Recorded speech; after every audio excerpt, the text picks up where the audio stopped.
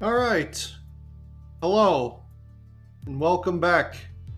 After a week of this being overdue. Hope you're all having a good Sunday afternoon. We're already midway through the month, and I fucking hate it.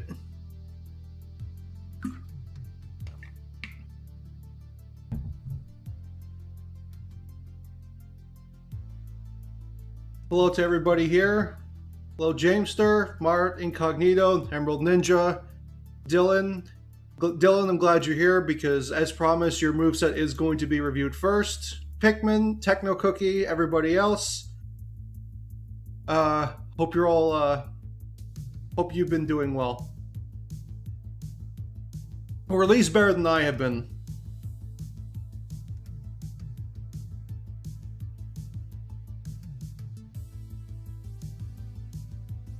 Weren't I going to stream last Sunday? I was, but I just wasn't feeling up to it. I wasn't feeling the greatest.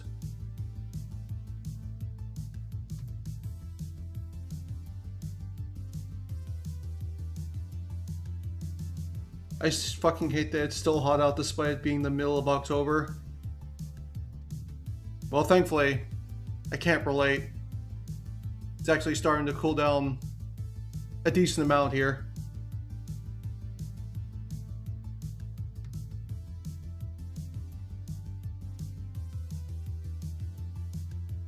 I hope you're doing good. I've been unable to sleep for the last few days after watching Terrifier 3. I've been able to sleep for the last week. Just in general.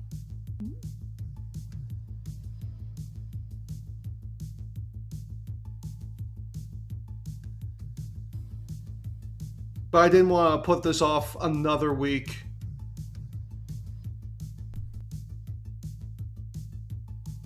Ugh, this week's been rough, ladies and gentlemen. It's the kind of week where you just throw on some November rain and you just quietly contemplate things to yourself.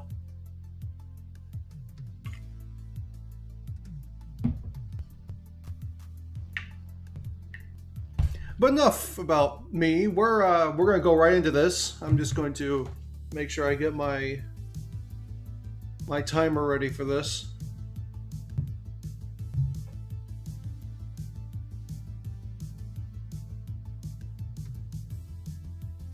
I also remembered that I had this decoration, and I brought it back.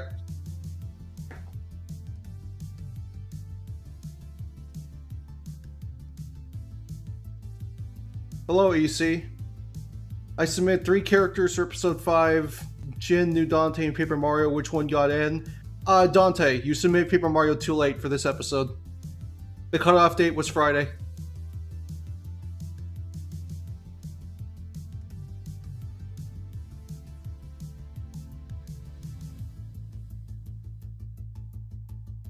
So, Dylan, since we are reviewing your work first, and this is a edit of something that I reviewed in the past, I will ask you, do you want me to review the whole thing, or do you want me to only look at the things that were edited?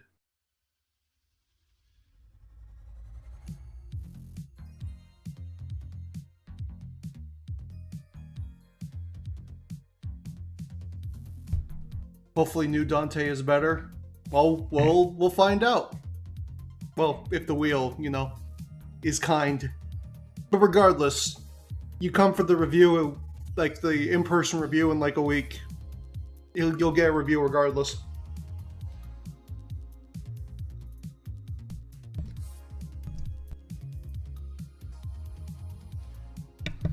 I remember a decent amount. I remember there was a big focus on a bunch of different perks. I remember that there was a decent amount of weapon variation, and I remember something along the lines of talking about Power Fist.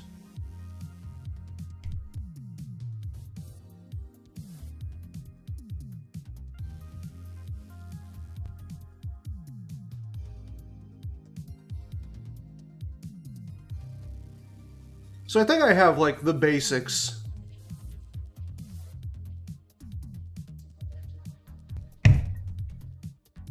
Just let me know what you want, and we'll go from there. Hello, Pichu. You can review just the changes. Okay. And the changes are done in blue text.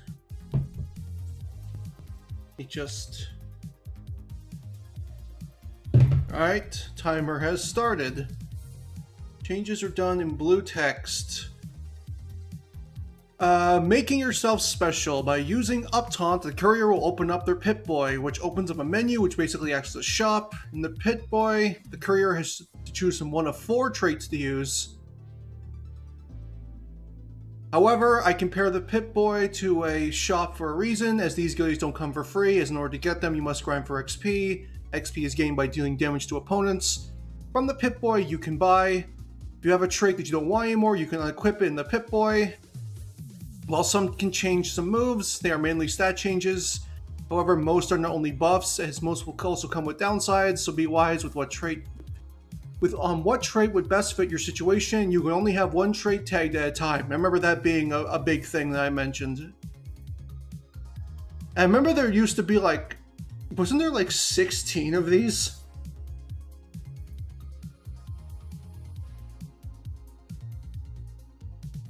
I could have sworn there were at least 12 to 16 of these. 11.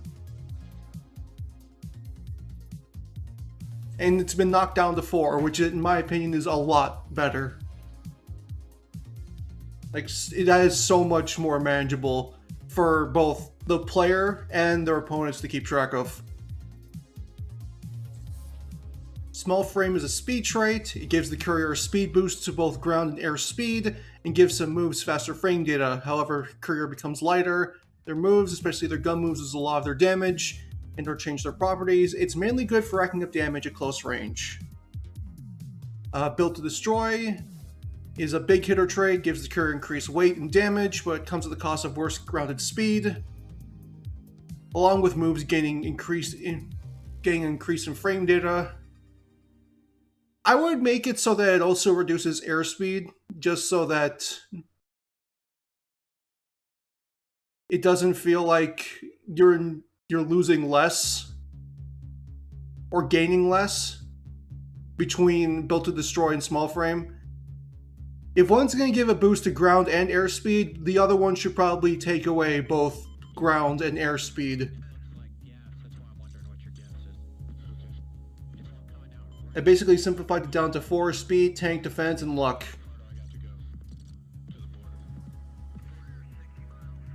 Gunslinger, ranged defensive trait. This gives courier an increase in action points and faster melee startup frame data to get opponents away from you. However, their melee attacks have poorer knockback growth and you are slower. And Wild Wasteland, this trait will give the courier's attacks a chance to deal random critical hits. While I am sad to see the traits tag and creating builds go, I will admit this do you want speed, power, defense, or luck approach is a more realistic and less of a balanced nightmare option. Since it doesn't specify here, at least, what is the percentage chance of getting a critical hit? And how much damage do those critical hits do? Are we talking like TF2 levels where a critical hit does 3 times base damage?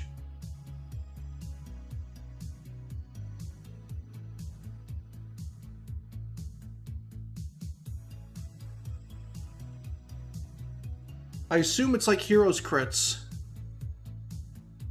I don't know Heroes critical percent chance either.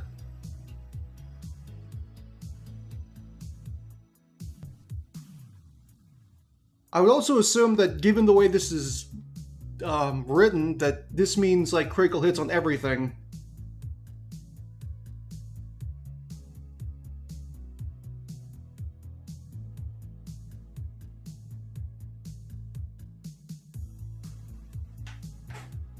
It does 2 times damage. Well, depending on how rare that is, and if it's just damage, if it's just damage and not knockback, I don't mind it as much, because double damage and double knockback at any given opportunity is, in any like kind of game, a little bit much. Especially since it's something you can't prepare for. I'm not sure what's a good percentage. Well, do you want a flat rate, or do you want a rate that will increase by doing actions? I guess that's the question. Like, if you want a flat rate, then maybe something like 2 to 3% would more than likely be the best area for it. You don't want it to be like 10% or anything. No double digits for that kind of stuff.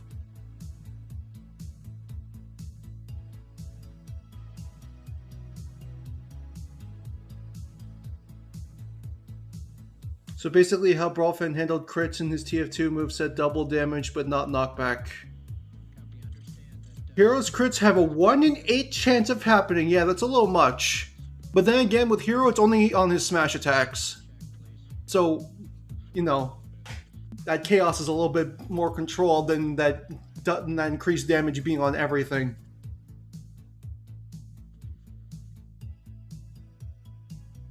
I feel like it will work like in TF2, where it becomes more likely the more damage you do, that'd be fine. Yeah, that's what I was thinking as well.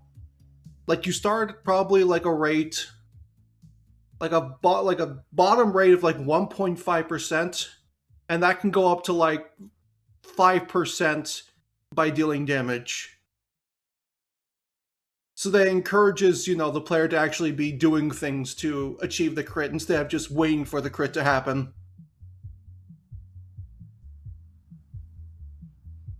Because even in TF2, like, you never get crits when you want them. They always come when you least expect them, which is both the greatest aspect and the worst aspect of crits, depending on which side of the crits you're on.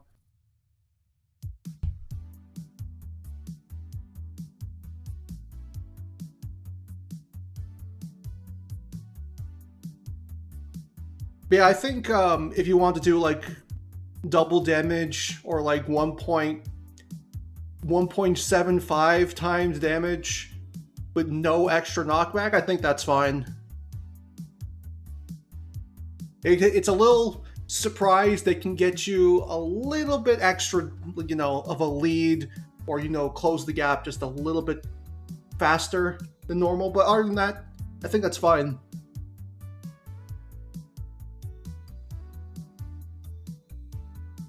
$1.7 even sounds a bit too much. Well, I feel like the sweet spot for that is 1.5.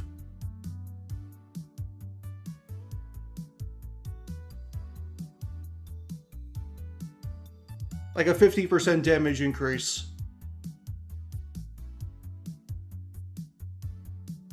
Yeah, maybe like 1.5-ish.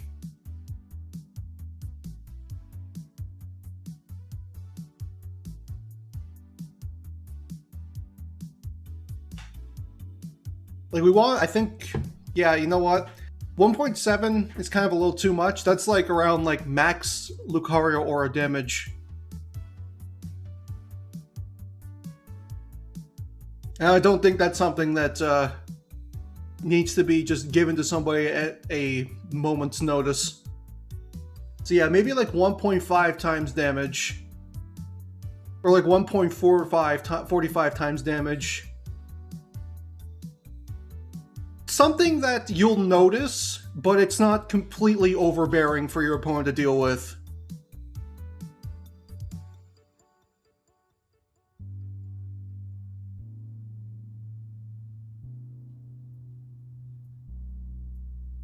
Alright, basic attacks. So, due to how big the character mechanic and the specials will be, the Courier standard attacks will have to be a bit on the basic side, with them mainly being punches, kicks, and the most importantly slashes with the broad machete, along with a single second weapon for smash attacks. I have a feeling that that's the Power Fist.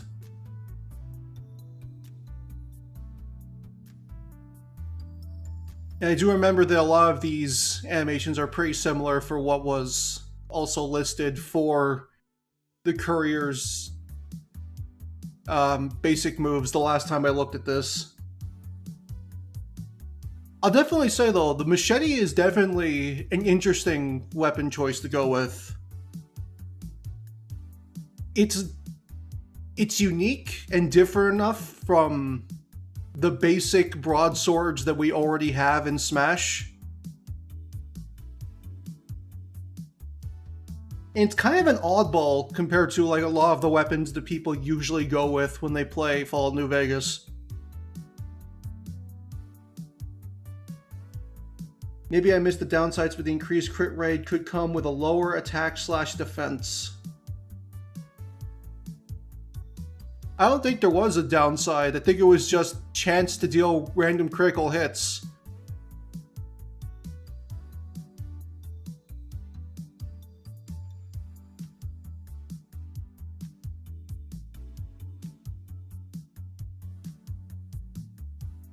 And honestly, I don't really know if it really needs one. Because you are sacrificing buffing yourself and basically just going with the baseline of your character. Since you're missing out on the potential speed or the potential damage of the other traits, I think that is kind of enough.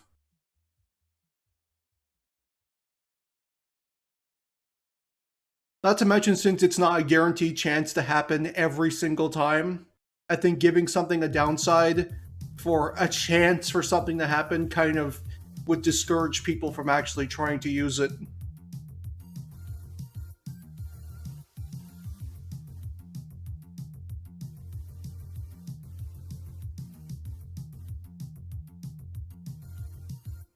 By the way, I watched your 2B moveset and it seemed pretty good. I need to go back and revamp that because I feel like I could do better. Especially now that we have a actual like 2D fighting game representation of 2B. But moving on to smash attacks, Courier will punch forward with the Power Fist. One of his strongest attacks. With BTD, this move gains a backstab mechanic where it cripples opponents. First off, I love the idea of a smash attack having the potential to cripple people. But since this is Smash, there are a couple characters that need to be brought into question, and fittingly one of them is in the animation you used for the attack.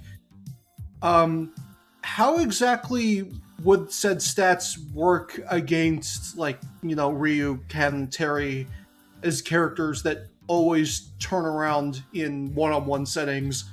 Because in multiplayer matches you don't have to worry about that because they act like everybody else. But I feel like something would have to change in a 1v1 setting for that mechanic to actually work.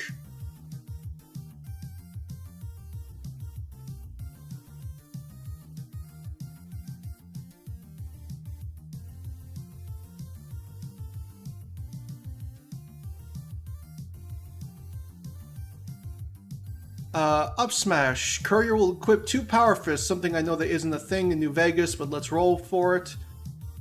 And swing both arms upwards as the fists bump into each other. It's mainly an out shield option, but using BTD you can make it struggle in that due to increase start lag.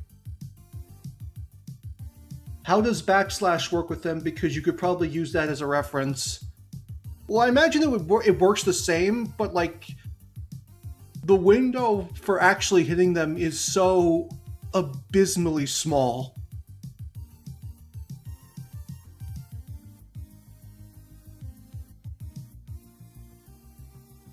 Wouldn't it be like your spy moveset where after a small amount of time of them before turning around you can backstab them? Oh, I didn't know that when you said backstab mechanic that it literally was just a reference to something that I did. I think in that case, yeah, that's perfectly fine. Yeah, just a buffer window for when they turn around, which I think I gave like... I think it was like 90 frames, which is like a second and a half, which is more than enough to like bait into.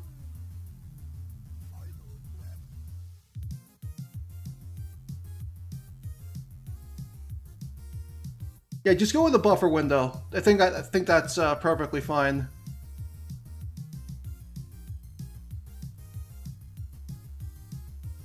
But for the up smash, I don't know if you inherently need to use 2 power fists. While the power fantasy is amazing, and I'm pretty sure there are mods out there that let you use 2 power fists at once.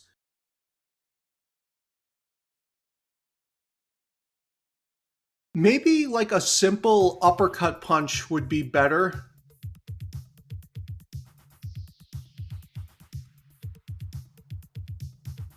Big, powerful overhead swing. Covers decent vertical range. You could even maybe add like intangibility on the Courier's feet so it's hard to challenge.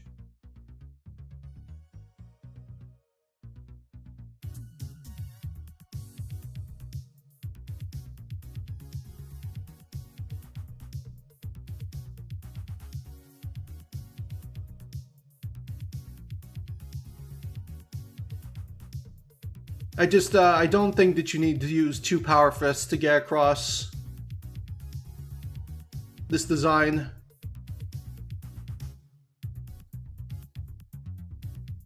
What do I think of Terry Bogard in Street Fighter 6? I haven't played him in Street Fighter 6 yet.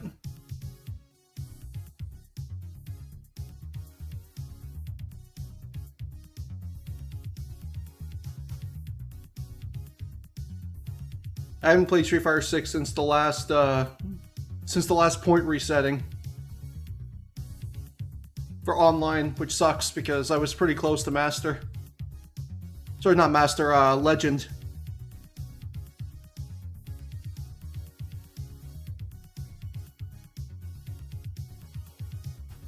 For his down smash, Courier will perform an 180-degree spin around while punching with the power fist. Originally, I was going to change just the side smash to the power fist, but made all 3 the power fist for better cohesion, which I think is a much better idea.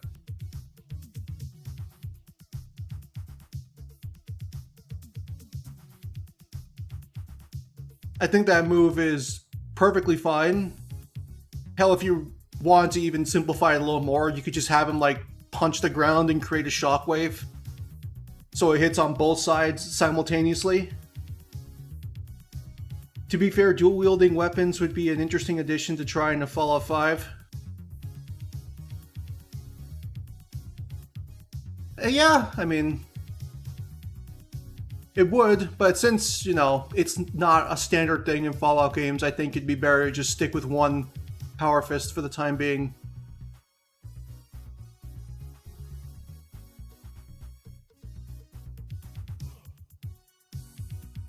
Alright, so the aerials are all look the same. Grabs and throws are the same. Changes for neutral special. You can pick a weapon from a weapon wheel at first and can put it away with shield special, which is a good idea. Simple. Pick and choose on the fly, put away at a moment's notice. And I see you added the anti-material rifle / Gauss rifle. These weapons are sniper rifles. They have high damage and no damage fall off, meaning they are the best far away, but they also have a long reload. I'm very glad you put in the anti-material rifle because, like, majority of people will agree that it's like one of the most broken things in the entirety of Fallout New Vegas, especially when you have the right talents to go with it.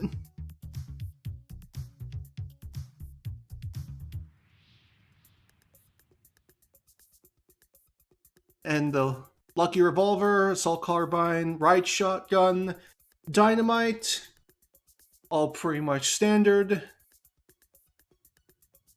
And you got rid of block, which is good because I don't think that was inherently necessary. And that works pretty much the exact same. Are those all the changes? Wait. And now the redone Courier is complete. Not many changes to the actual moves, I know, but most of the criticism came from the mechanic of trait than the actual moves, which it was. I think that a lot of the moves fit what the character's supposed to be, and I think that this is a much more cohesive character simply just because of the fact that the mechanic is so much easier to understand and execute from both a player and an opponent's perspective. It was the original, but it was originally versus damage fall off, but you said just make it no fall off. Oh, okay. I mean, sniper rifles are, infamous for not having fall off. You just need to make it so that while it has the potential to be oppressive, that it's, not a constant wall of damage. It's more right place, right time.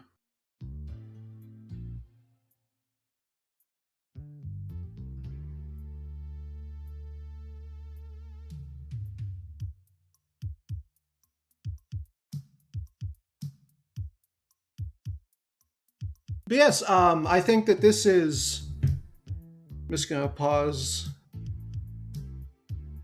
Gonna pause the timer because I've already finished up. I think this is a lot better. The mechanic changes alone add so much more to this character now. Because now it's clear cut. It gives you clear cut options of what you want to do. You can be fast, you can be heavy and powerful, you can roll the dice constantly to try and get critical hits. And the most that I would do is add, how much damage the crits have a chance to do, and that, you have a flat crit chance, and that crit chance goes up the more you deal damage and aren't getting crits. Stuff along those lines.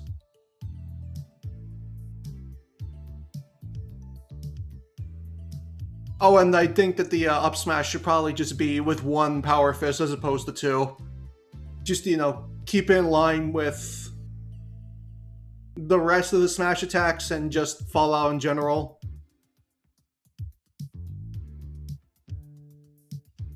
Because people will more than likely ask, if you're going to use two power fists for one smash attack, how come they all can't have it? Or because that is something you need to consider when designing stuff like this.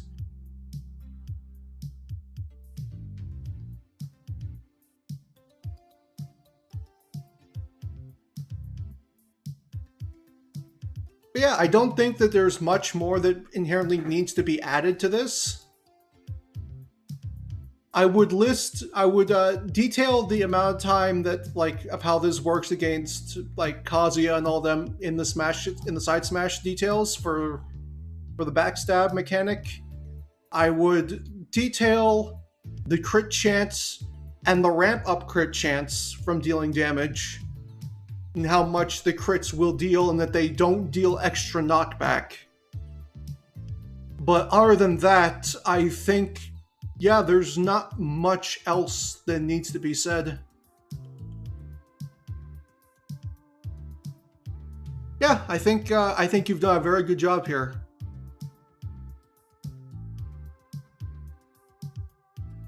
And I'm sorry it took so long to finally get around to doing this.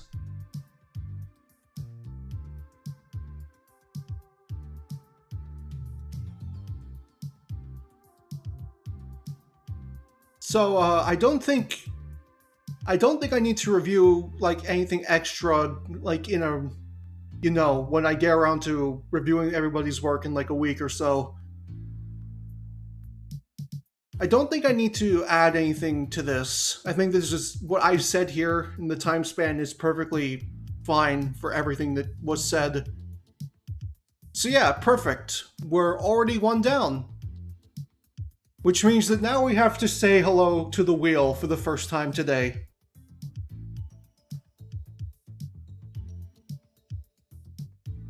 Thanks for reading. Thank you for submitting. Alright.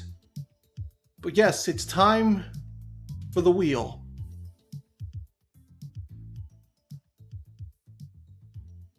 And let's see who is the first one up. on today's docket.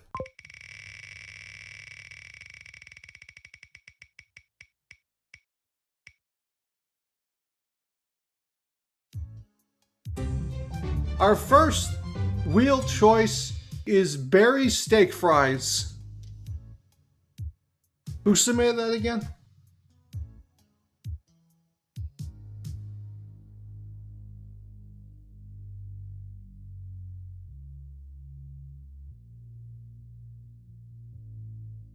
Hang on a second.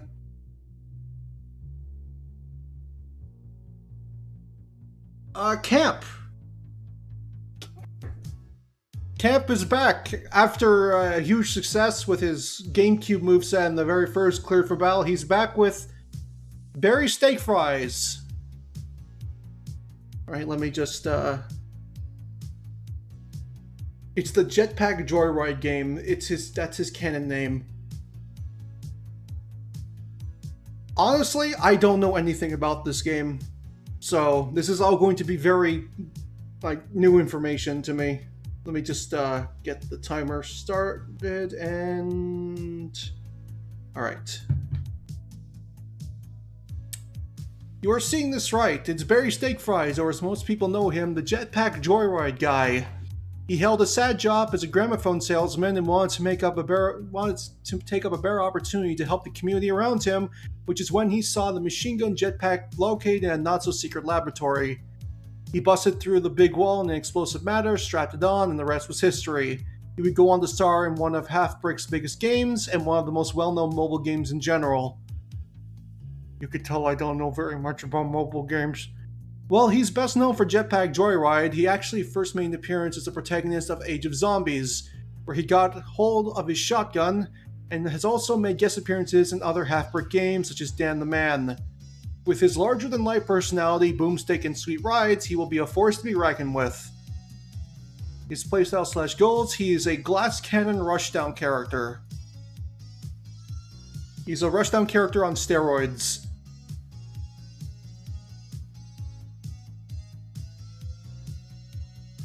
He'll need to be a rushdown character to emphasize his quick reaction times, which represent his home games through combo-based moves and his quick ground speed.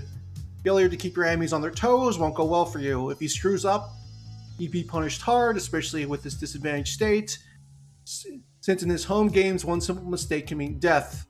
To translate him to being a lighter weight, as well as having the attribute is a common aspect of a glass cannon such as Mewtwo. I figured that he'd have a stylized version of his in-game sprite, instead of being modeled with more realistic proportions so that the lightweight would make more sense. I don't know if that's inherently necessary, but that definitely is an option. He needs to be an accurate representation of the Half-Brick Studio classics. I want him to accurately represent the fun and spectacle found in picking up and playing his home game, with most of the larger-than-life gadgets and vehicles, as well as the shotgun from Age of Zombies and Monster Dash. For me, he represents an unforgettable enjoyment that I found from Half-Brick's library of quick, bite-sized, fun, and addictive games. Neutral attacks. His jab is a 1-2 melee. Berry does a quick punch with his left hand, followed with his right, and ends the combo with a quick melee attack with his shotgun. Seems perfectly fine. The only other shooter character we have in Smash, the Inklings, they use their guns as, physical weapons as well. So that's perfectly fine.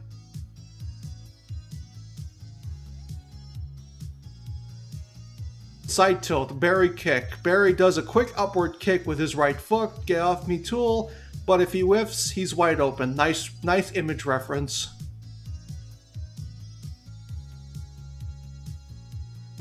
Good old Squidward controlling neutral.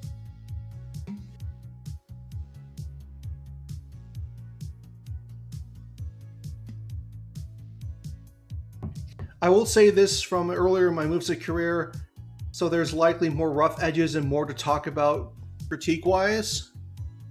I mean, so far it seems fine. Up tilt, barrel swipe. Barry quickly swings his shotgun in an arc from right to left, above himself, combo tool slash starter.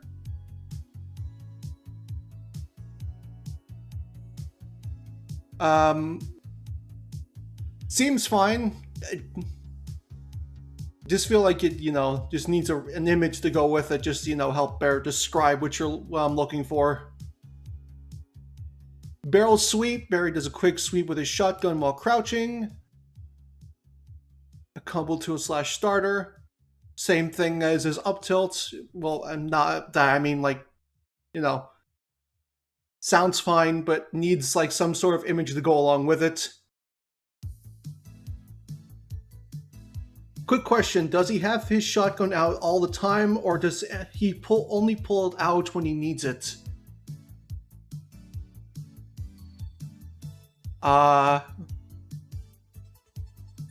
Camp, you wanna... Because I have no idea. From the way this is described, it sounds as if he, like, alternates. Like Pit.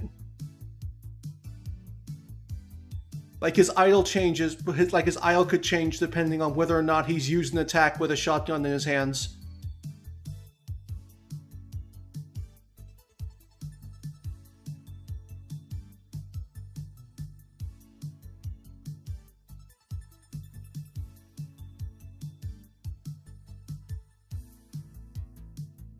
Hard high five. Barry lifts his hand to give the opponent a high five.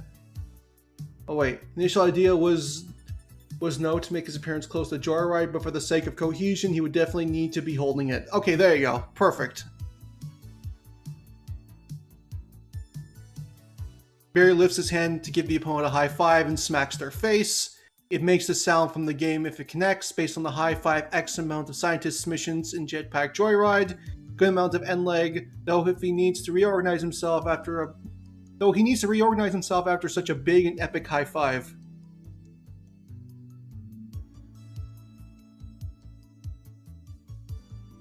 That sounds like it could have a very fun animation. Like, it could almost be accidental. Like, he goes for a high five and hits him in the face so hard, and he's just like, oh my god, I'm so sorry. Please. Are you okay?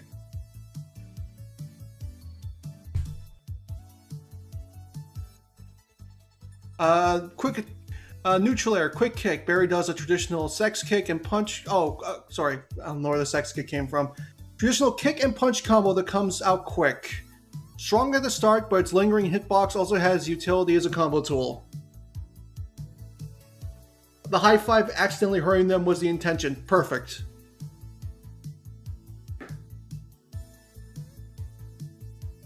Forward air is forward uppercut. Barry does a quick uppercut with his right hand. Imagine Banjo Fair, but punching upwards instead. Potent kill move.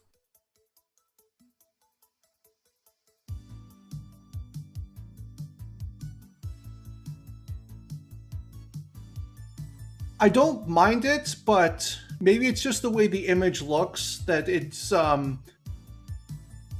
This is clearly meant, be like an upward move. And usually when you want your aerials to, fit in the direction that they're attacking.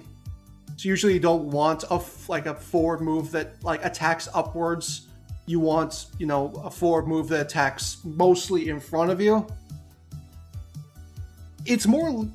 That rule is technically more lenient on, like, grounded type tilts. Because, we have characters like Bayonetta and Sheik that have side tilts that knock people upwards. But I feel like for aerials, you basically don't want to have an aerial that looks like that. That sounds like an up air, I agree. Maybe either pick between this... I could see the confusion there. Maybe instead it could be a hook forward to better convey that. Yeah, probably. Oh, it's a hello, BC. That or, you could come up with a brand new one and just give this move to your up air, depending on which one you like more. I think my playlist just stopped.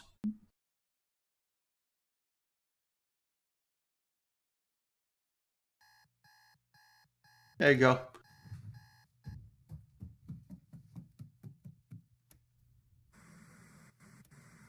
Up air. Upward headbutt. Barry takes a swing upward with his huge head, since it's an important part of his anatomy, second to the jetpack. Lucas's up air combos at low percents, meant to finish off opponents at higher percents.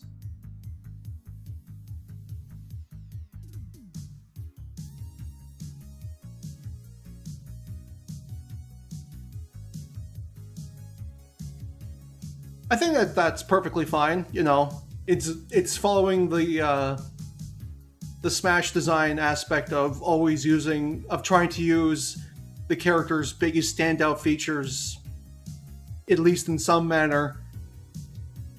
And I think, yeah, that's perfectly fine.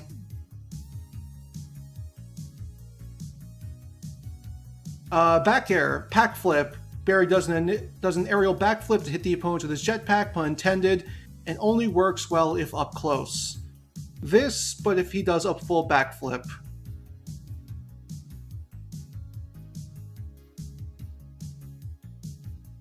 I like the idea that it's a full backflip and that it's not like, you know, a lot of people when they do stuff like this, they like to just be like, oh, he's carrying something on his back, or he has something on his back, like wings or something, so let's just have the character use the thing on their back for damage. I do like that instead of it just being like he releases fire from his jetpack to like launch people backwards, it's a full backflip.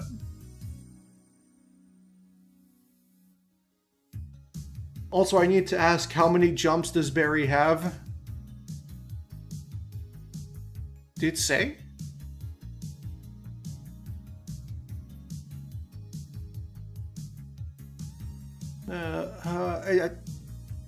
I don't know. But if I were to guess, I'd more than likely guess that he's probably got like 3? Like maybe 2 regular jumps and a big jetpack jump or something along those lines.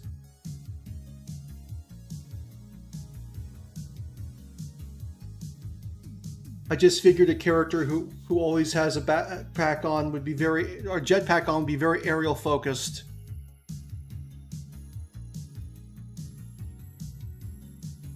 Well, it entirely depends on, you know, the utility of the jetpack in the moveset. Which, we haven't gotten to the specials yet, so maybe it has like a big, like, central importance to the way the specials flow. Fun fact, originally he had a unique third jump with the jetpack, but considering the obvious up special could fulfill the purpose fine, I didn't see the need to have it.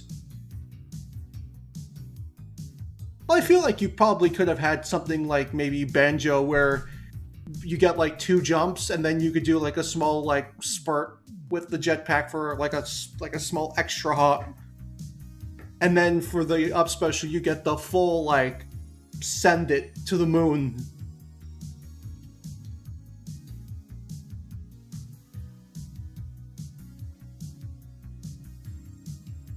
Plus, I think the weird stuff you could do with the floaty jumps was lost post-melee, and this is meant to be an ultimate/future-proof type of thing. That's fair. That's definitely fair.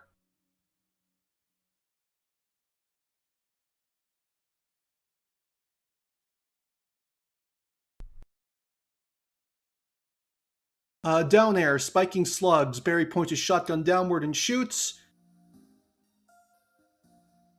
The opponent can be hit when the shotgun is pointed by the slugs it fires.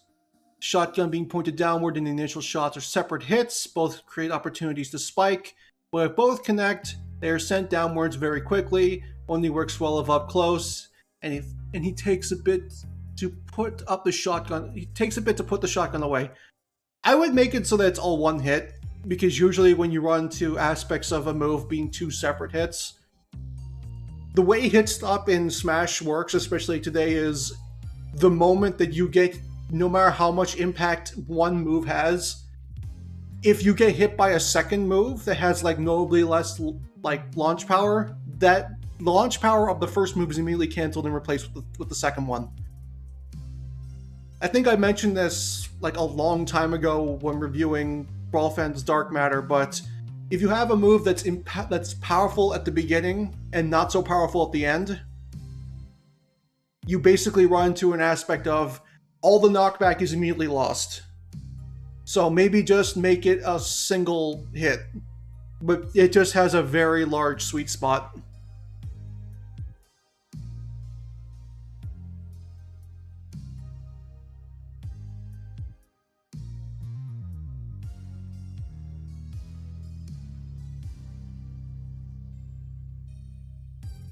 Smash attacks. Well, I didn't even realize you did the aerials before the smash attacks. 10 meter boost. Barry charges up a small boost and blasts forward. Based on the boost power up, but much shorter and meant to quickly bash opponents. Moves you forward a little bit in the direction you're currently facing. That was the idea though. It was a weak hit connecting into a strong hit, but yeah, I can see the potential issue.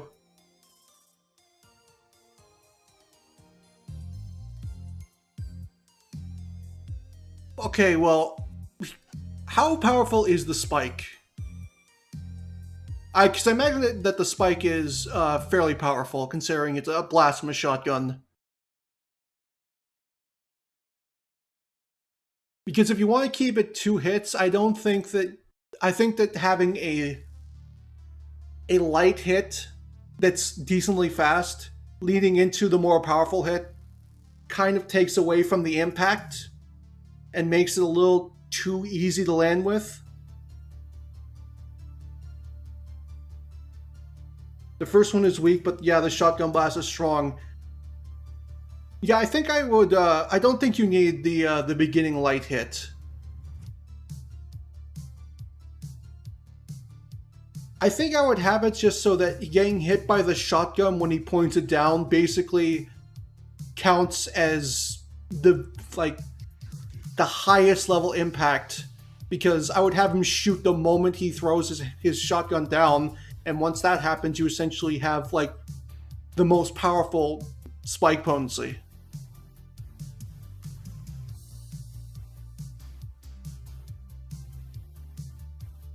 Yeah, it doesn't kill the flow of the animation.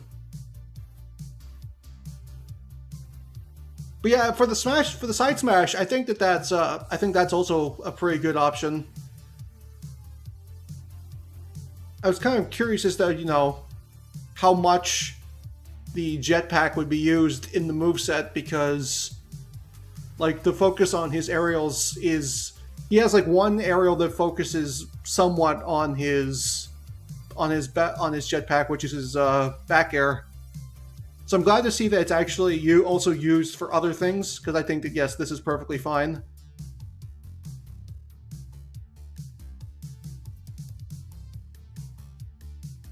Who have I went through so far? I reviewed the redone Courier of Dylan, and this is currently the second one for Camp.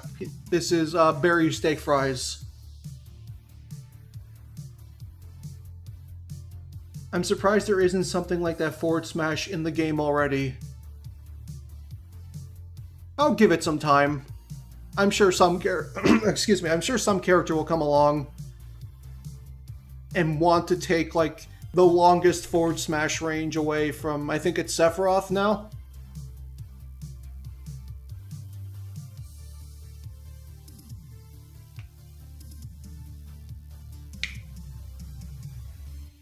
It's either Min Min or Sephiroth.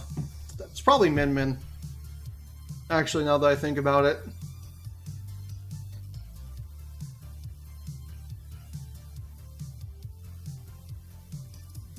Alright, up smash, air berry hop. Using the air berries gadget to jump upward and head bash opponents. Yes, the shoes themselves are a reference to Air Jordans, mainly a finisher move.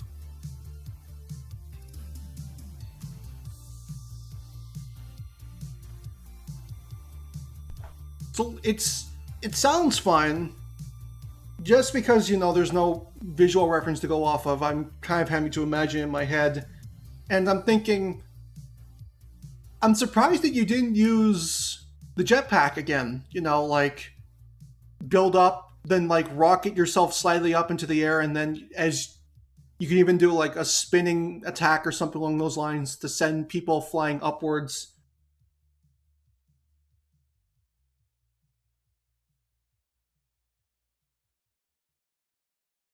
Just to, you know, help with the cohesiveness of using the jetpack for the side smash.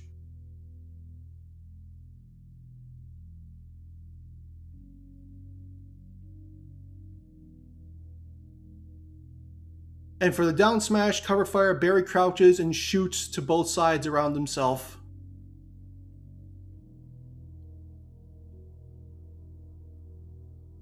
Very fitting, very standard.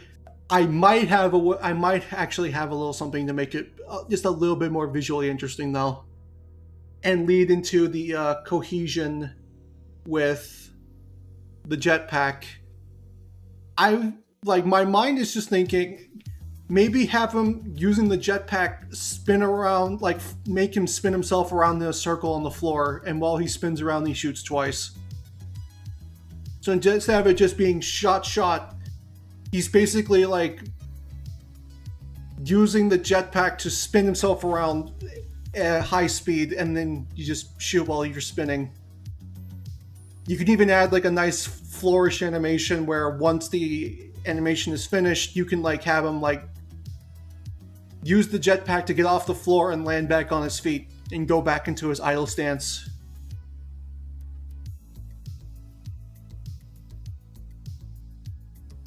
I kind of forgot that was the up smash, to be honest, and that does sound much less hammer space random item pull. The down smash is mad creative too. So like that one ability that Imp has in Plants vs. Zombies Garden Warfare, I have never played, so I am going to say yes. Maybe.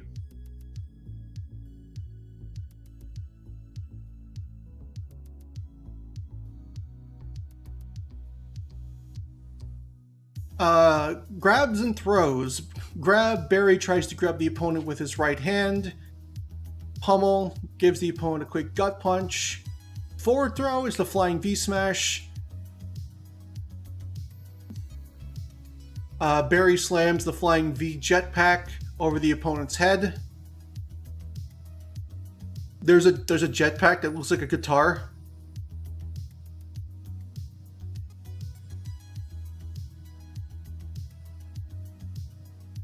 First off, that's amazing.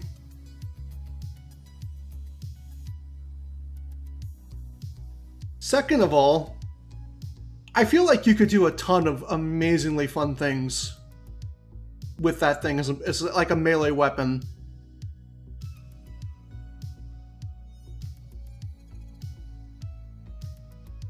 A jet-powered electric guitar.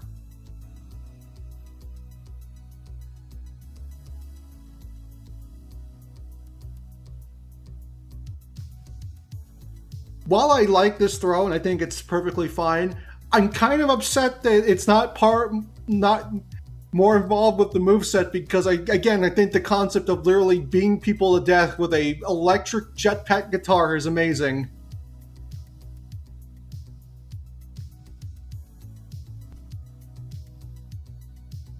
Calling the crossfire, Barry tosses the opponent upward and shoots them while they are airborne.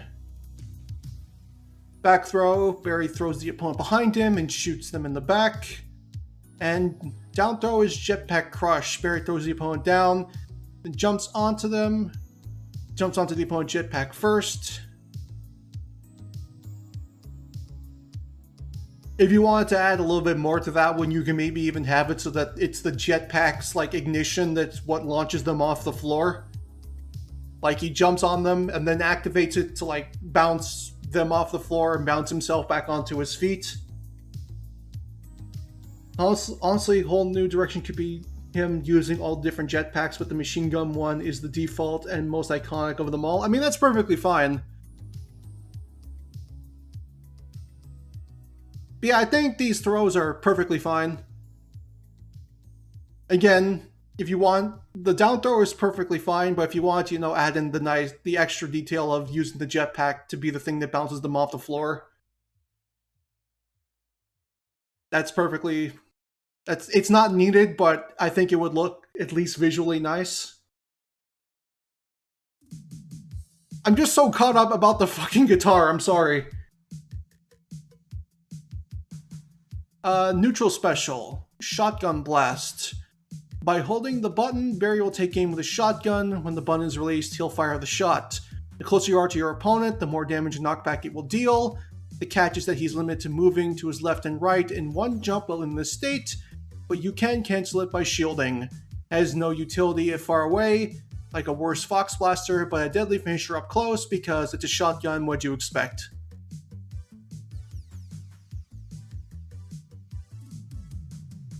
I think that is probably like the standard way to handle a shotgun in a game like this.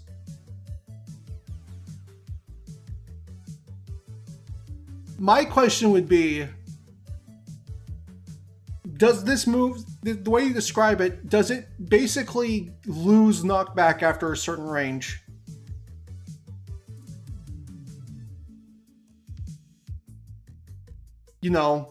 Close to medium range, big damage when you have like the cone at the perfect length to cover a majority of the character's hitbox.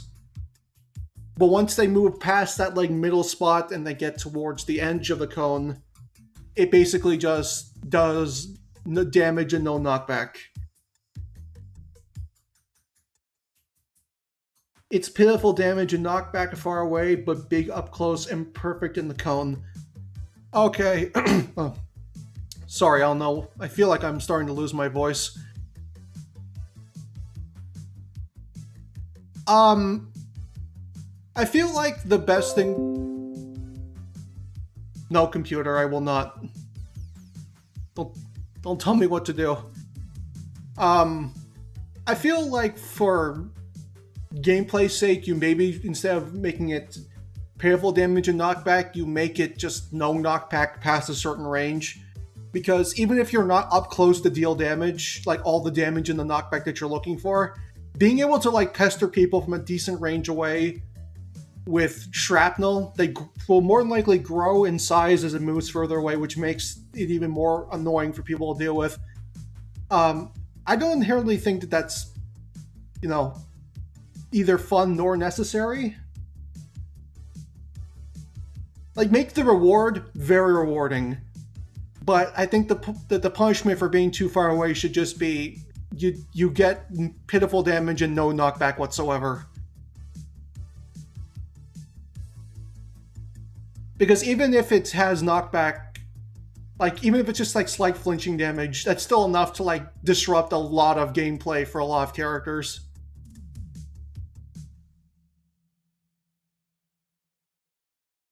The slightest flinch is enough to make, characters like Samus and Mewtwo lose the charge in their charge shots and stuff like that.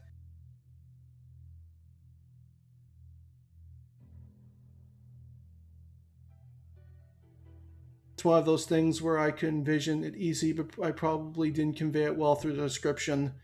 Just considering Barry is a rushdown character. Yeah, I was also about to say, since he's a rushdown character, you don't really need anything, damage-wise past mid-range.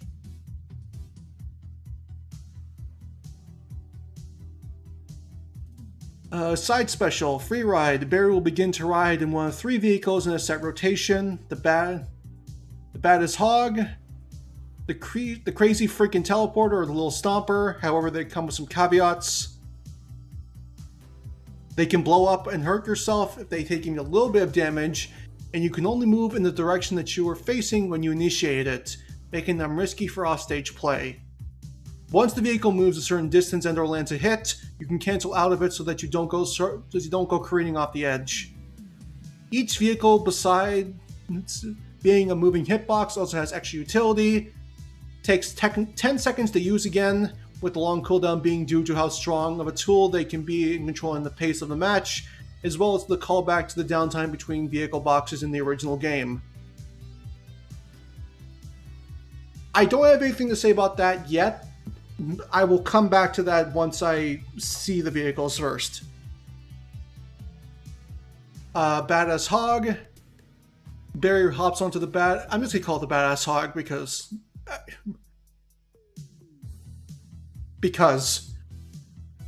Barry hops on the Badass Hog and is reminiscent of Wario's bike. However, you can also press the attack button to fire your shotgun while riding. Opponents are hurt by the shotgun blasts and the bike ramming into them. Crazy freaking teleporter creates an ambiguous approach towards the opponent. The player can control where it ends up in order to surprise fighters, rather than timing where it ends up. It also uses the same reticle from the game for familiarity and to make it clear where you will teleport. Helpful for understanding where it's going to the person playing him and helps opponents predict to some extent where he will go. If you teleport into an opponent, it lands a sweet spot attack with a lot of knockback and damage, making it a deadly finisher, much like Zelda's up special.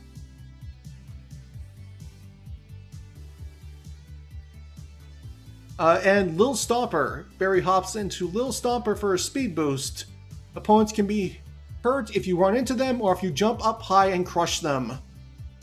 Spikes if used off stage, glorious/disrespectful kill or be killed tool. Lil Stomper can also glide by spurting fire from its hands and has super armor to tank weaker attacks.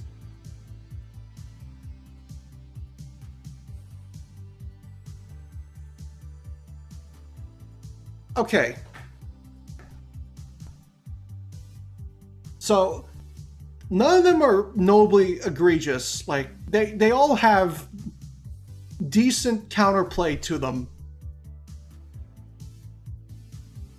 And from that, I think that maybe 10 seconds is a little bit too much.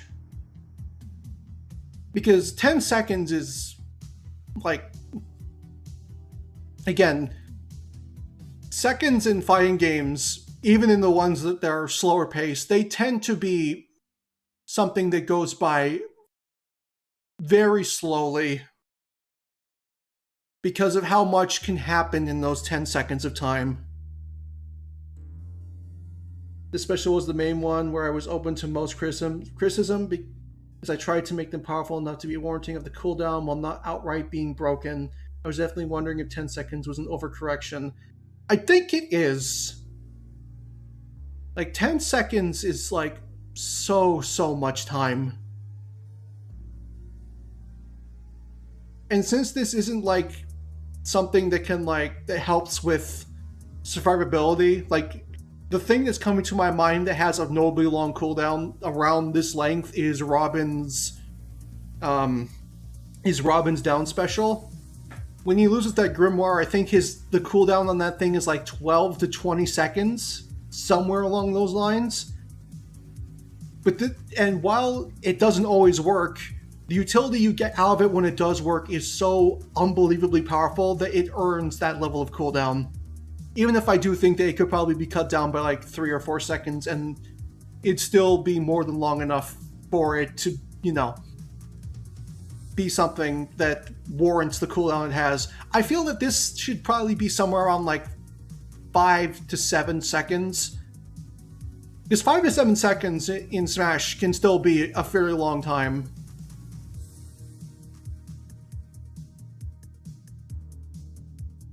And since, I'm saying 5 to 7, I think just go with the nice in-between, let's say 6 seconds. I think I would also find a way to have the player influence which option, either influence which option they get, or maybe instead of it going on a cooldown every time you use it, you get all 3, and each of them has a set cooldown themselves. So maybe, the Badass Hog can have a slightly shorter cooldown than the others because it's the most basic. In my opinion, the teleporter would more than likely need to be the one that has the longest because it has the most utility to it.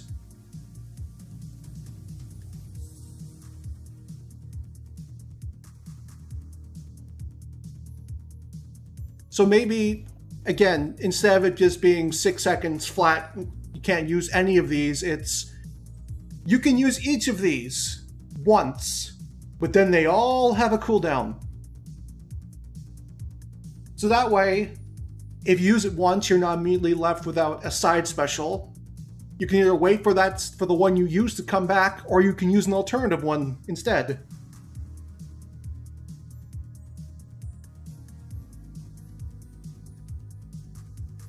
But yeah, I think that whether it's 6 seconds altogether or 6 seconds per vehicle, I definitely think that 10 seconds is a little bit too much. You will definitely feel 10 seconds.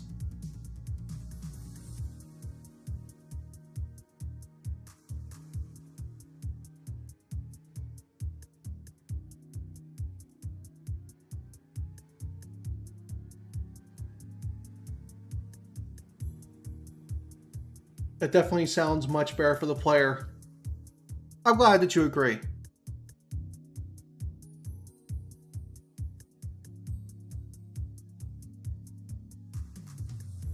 Would you get them like with Peach and Max forward smashes? I imagine it was just one, then the other, and that was it. I'm not entirely sure how you would go about choosing which vehicle you want. Maybe it can be like a slight charge input where you hold the B button for a set period of time, and when you release the B button, that's the vehicle that you get. Like, instant tap side special, you get the badass hog, and you hold for like 2 seconds, and then that's the maximum, and you get the crazy freaking teleporter from that. Oh, for my suggestion, well, that technically what I just said would be my suggestion. You charge for a set period of time, and whichever one, depending on how long you charge for, that's the one you get. There probably would have to be some sort of UI to tell you which one you're going to get.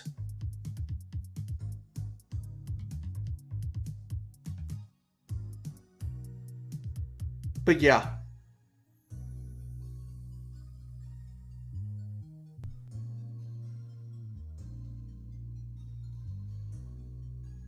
Up special, machine gun jetpack.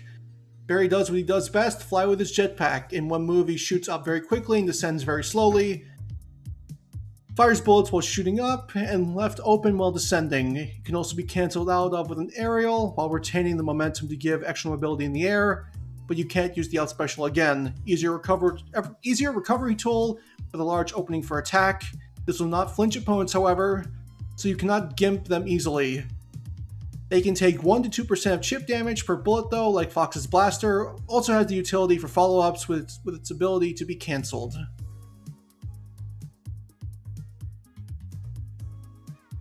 Funnily enough, I think that you probably should have at least some knockback on this. If only at point-blank range.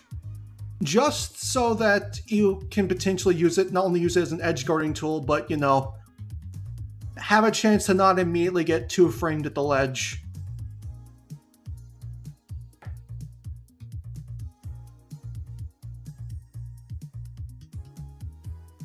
Like maybe the moment you start shooting, it has like a small spike box to it. Just to add a little bit of like potential counterplay.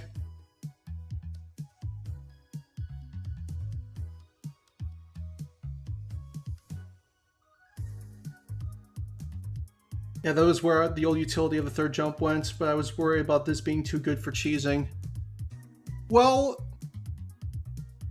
I think it's a little bit of an over-course correction, honestly, because I kind of feel like the recovery's a little bit weak, just as like a recovery, considering the fact that your entire what's above you is like you don't hit technically above you, you're only hitting below you, and as a result, basically you're spike fodder.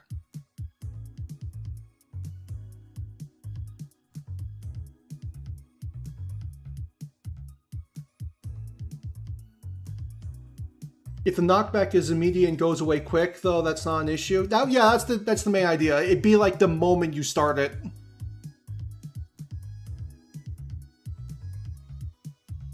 Maybe the hits could knock upwards so the recovery is safe without being cheesy.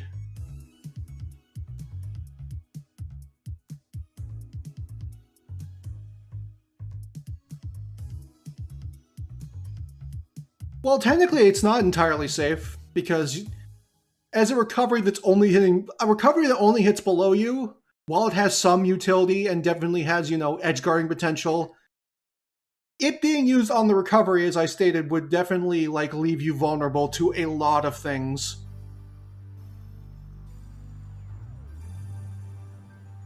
And I definitely think there would need to be some form of counterplay to it, so maybe the initial, when you tap the button or you hold the button, you go up really fast. So maybe that you can, instead of going immediately to the ledge or just zooming up to the ledge, you try to recover high as a means of, protecting yourself because you only hit below you. Oh, you can cancel start of the jetpack into the shotgun spike, and that would be sick. I didn't think of that, but that's also a potential thing, yeah. I just think that if you're going to have a recovery that has no protection for you whatsoever when you're actually trying to recover, there definitely needs to be some ways for you as a player to mix up your opponent when you're the one who has to be on the recovery. Because again, this would literally just leave you wide open to anybody and their mother. Oh, that's the alarm. Well, but yeah, I think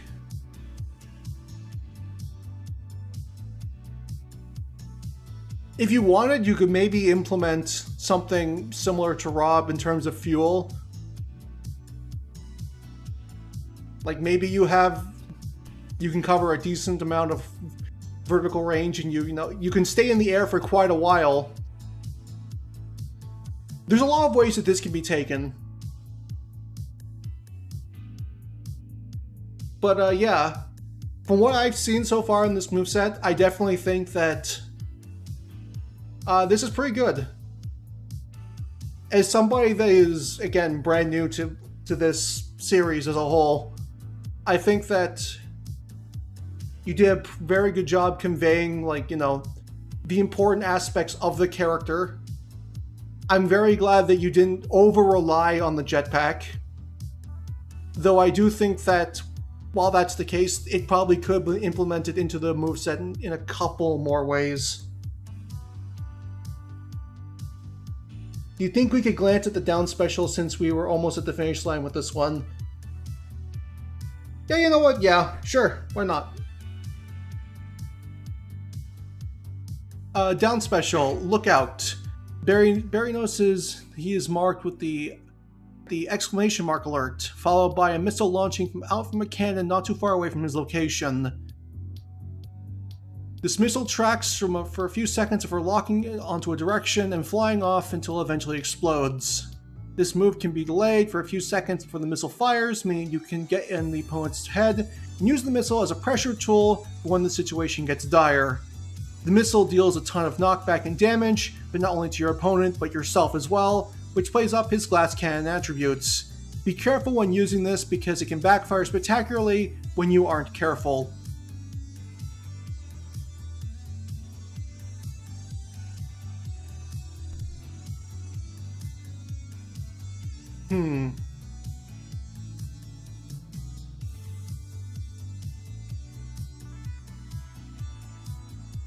Very Frank West-esque, and by that I mean you see something off screen and it's coming to kill you.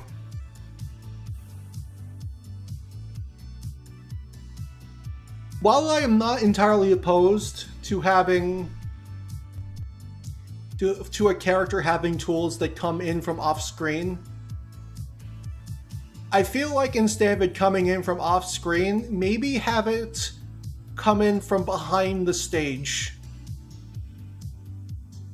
instead, just so that it's easier for the opponent to read. I don't really have a problem with it, tracking the player, and then you can use it as a way of setting up or protecting yourself. It's definitely something that could lead to some interesting edge guarding and might be a way of, bypassing the inherent weaknesses of the recovery without having to add too much onto it. But yeah, I think that instead of it just coming from off screen, have it like shoot up from behind the stage so that so that even though you know it's coming for you, your opponent knows that it's immediately on stage as well, so that both of you become aware instantly that this thing is now active on the stage. The usefulness would also vary based on stage size. That's true.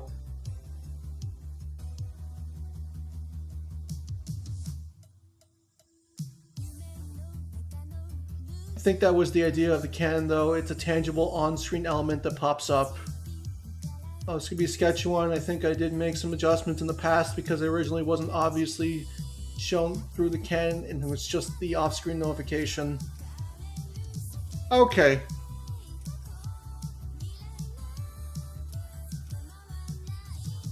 On Palatine's temple, it'd kind of be a nightmare. I feel like it'd be like, depending on how long it stays active on the screen. Actually, you know what? Yeah, now that you mention it, it would be a fucking problem.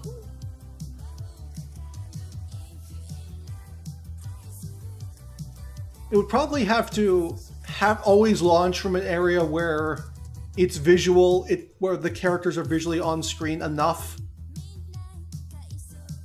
And it would more than likely need to launch somewhere in between both players.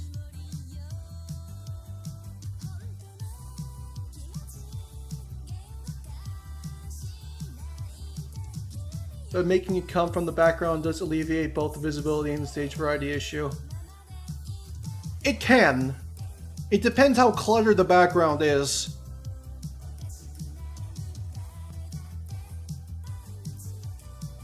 Palatine's temple is really funny to design around because you always gotta consider it.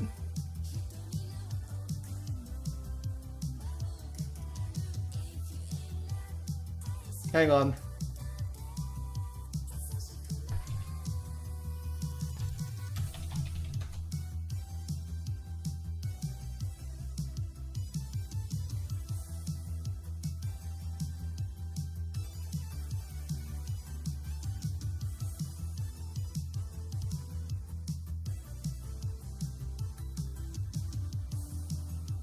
I'm pulling up Palatine's temple so that we can do this in real time.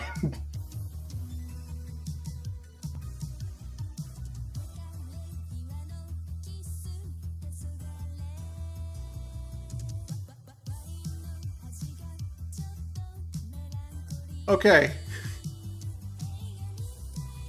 Actually, this isn't that bad. Now that I'm looking at more, because there is a lot of really open area in the middle. So if two people are on the opposite side of the stage, you can just have it launch from like right here.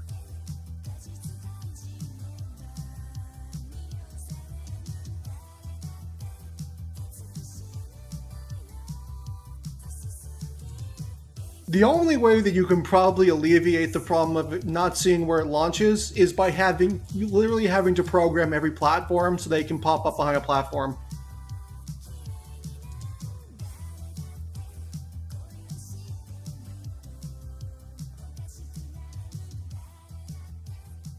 So maybe the exclamation mark pops up in front of Barry and then launches upwards before locking onto Barry. That would work better.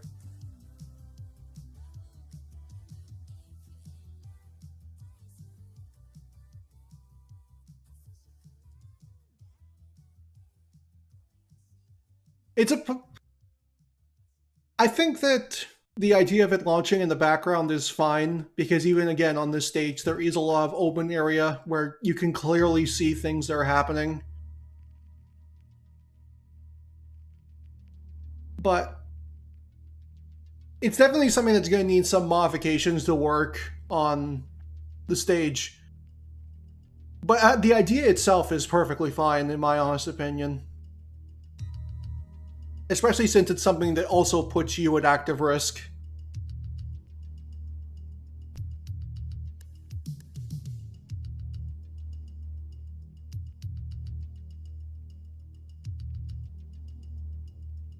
Programming all platforms, it would be like Steve all over again. He would say, they said they had to recode all stages to get his stuff working. I'm not surprised, yeah.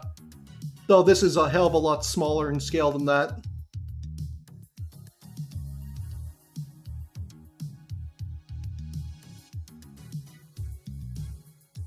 it's basically, in terms of coding, it's more than likely just a couple of like checkboxes, like is character here? Yes, no. If yes, like in terms of area, use when button is used, play animation.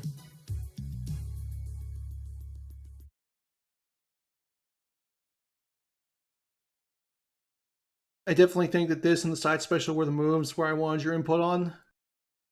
Well, I hope I was able to help, and I definitely like to see this one come back at some point, because I definitely think that there are a lot of fun things that can be done with this character. And the general concept of a character wielding both a shotgun and, a jetpack just seems generally fun to play as.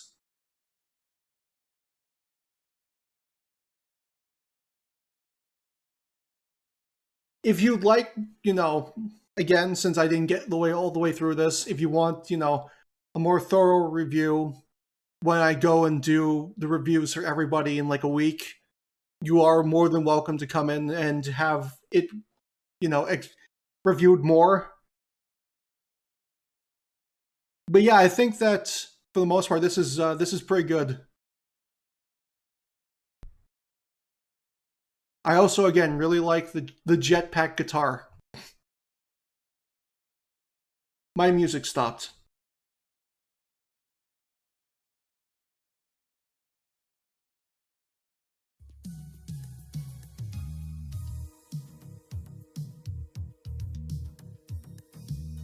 I'll gladly come back with the tweaked version next week. Awesome. Right. That's 2 down.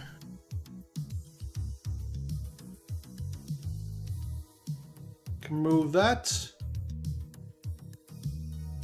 Let's roll for moveset number 3.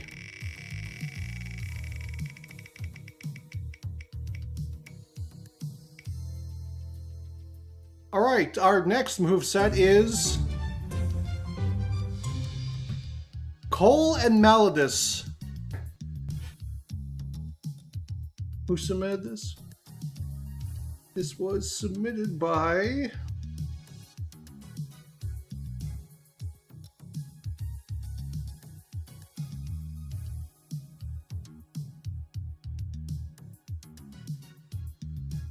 Cole and Malladus.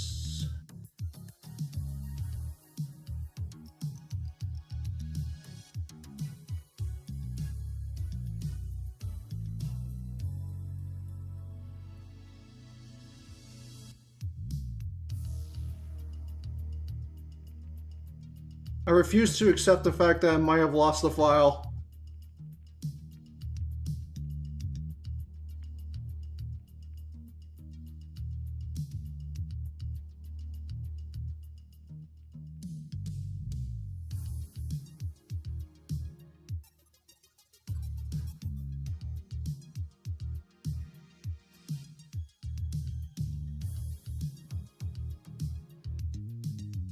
Hang on a second.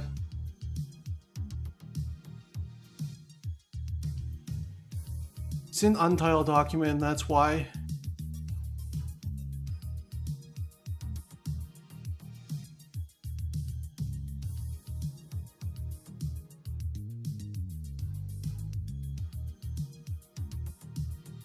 Redone.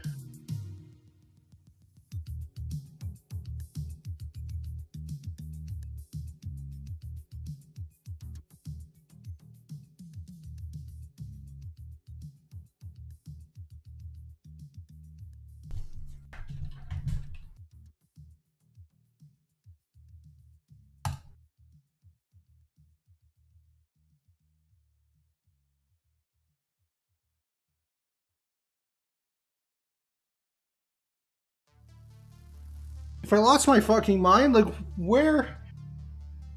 What? Huh?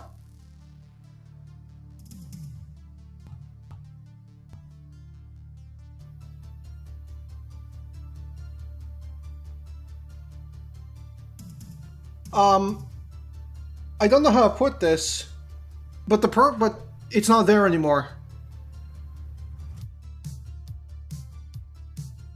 I don't know who submitted it. I don't know whose it is, but the Call of Malladus is not there anymore.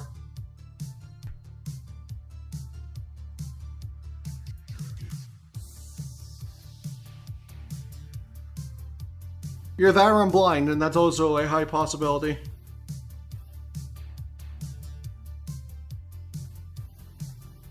Nope, never mind. Nope. No, I found it.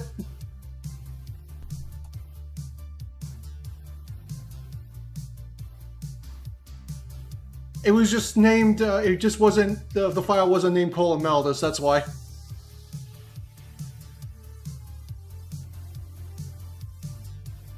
Fixed it. This is by EC. This is Moveset Meltdown number 25 Demon Edition, which is very fitting for the month of Halloween.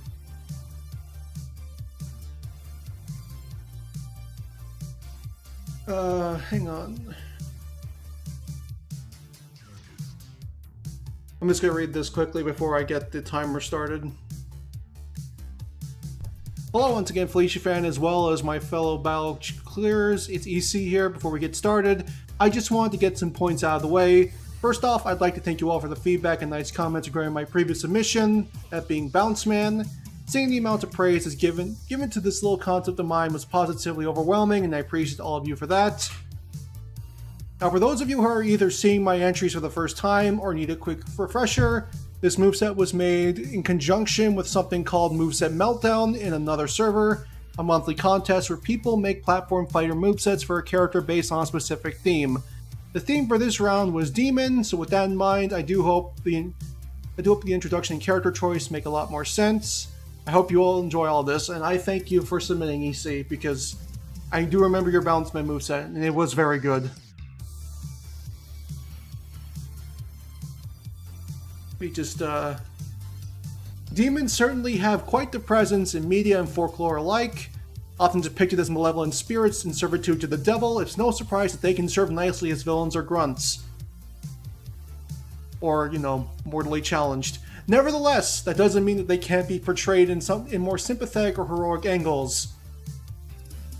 Today's challenger, or should I say challengers, do not fall under the previous two adjectives.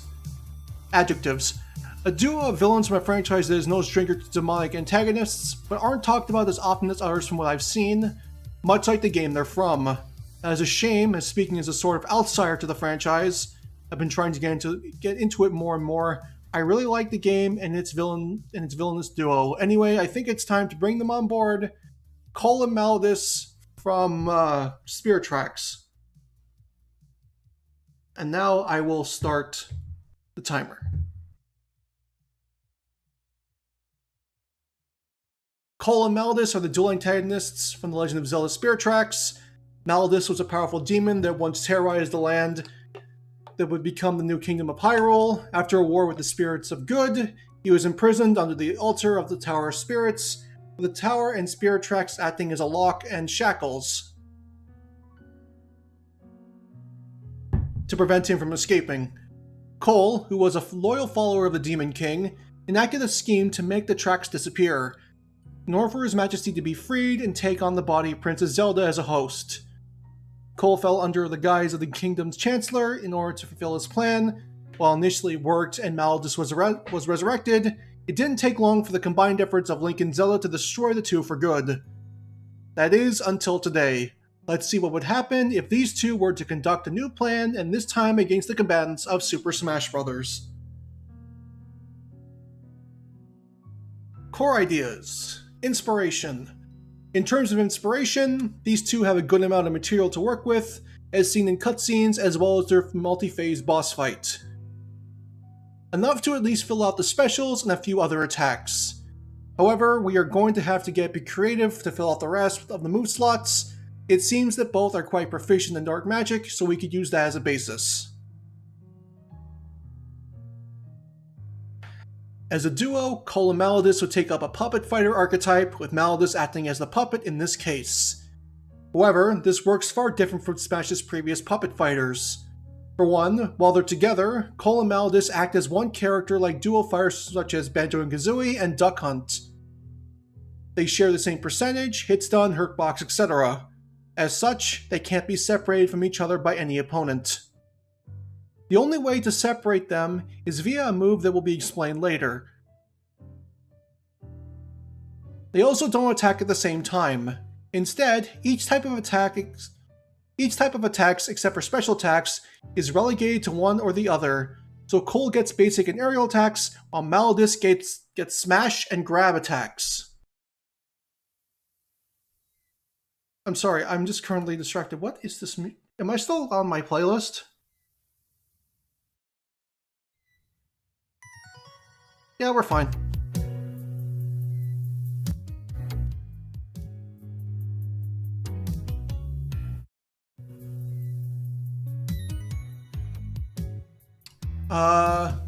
I mean, that sounds perfectly fine. I guess in that sense they're less puppets and just they're more of a duo fighter, which is somewhat like a puppet fighter in and of itself. Main character controls the other character for specific attacks. But if they share one they share one health bar, which again is pretty standard. Yeah, I think they're just more of a duo character than a puppet character. Or I guess you could consider them puppet light.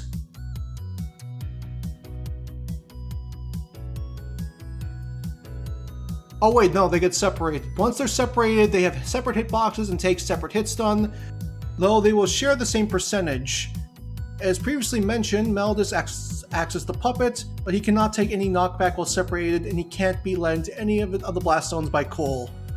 However, Malladus takes 1.5 times the damage of any attack that hits him, something that's extra alarming, since Cole is a light character and his weight doesn't change regardless of whether he's with Malladus or not. Now bear in mind that I had mentioned Cole and Malladus each perform specific types of moves. This means that if they're separated and one of them is performing a move, the other is fully actionable, although Cole is the only one who can move and jump under normal circumstances. Malladus is also able to perform his smash and grab attacks in the air, allowing potential for some nutty setups if played right. I'm interested. I'm interested in this. One more thing to note is that while Cole's attacks can't hurt Malladus while they're separated, Malladus isn't quite as considerate and his attacks can hurt Cole, if he just so happens to be in the line of fire, so caution is necessary. This mechanic was inspired by the Source game's teamwork segments with Lincoln's Phantom Zelda in the Tower of Spirits. In these segments, you have to guide Phantom Zelda through specific places in order to solve puzzles and venture deeper and deeper into the tower. All in all, as Cole, it's up to you to either stay at your Majesty's side, or to guide him to the best position to stay out of harm's way, or to attack your opponents depending on the situation. Now, that is something that I don't think I've ever seen done by any puppet fighter ever. So, again, I'm interested in this, because that's definitely something interesting that could be explored in Smash. A puppet fighter that actually has the potential to harm its user.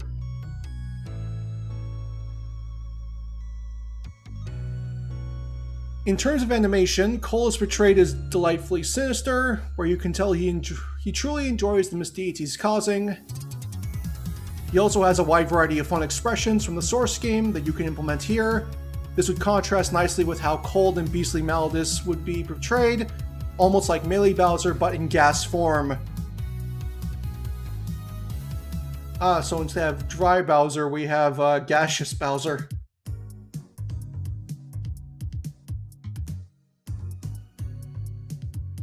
In terms of how the two would interact, Cole would naturally act as a sort of hype man for Malladus, grinning and cheering whenever he attacks. While they're together, he could also have a panicked expression whenever Malladus gets attacked, while the two are separated, adding on to the urgency of stopping the assailant.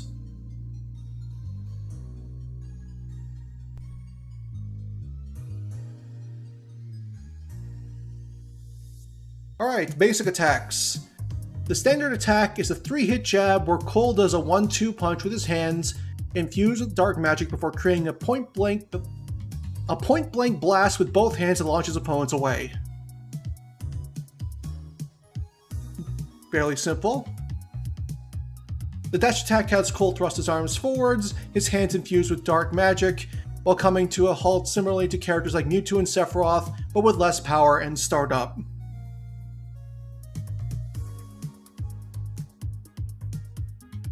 This is now, so we're going to make this move a dark magic user staple, and I'm all here for it.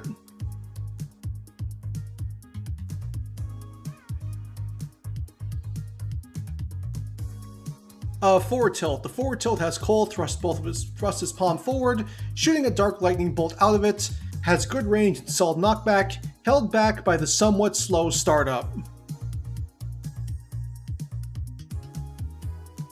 I mean, sounds fine. You're sacrificing a little bit of speed for power and a little bit of, coverage, which is good because you're not inherently a character that wants to get super close to your opponent, as most puppet fighters are usually characters that fight from like long or mid-range.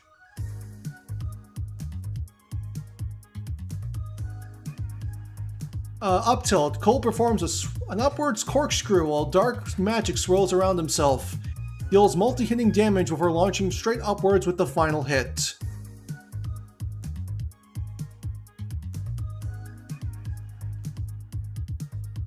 I'll definitely say, was not expecting a similar move to Olimar, but I think that move, the multi-hitting anti-air, is probably one of the best things you could give a puppet character that just wants the people to stay away from them.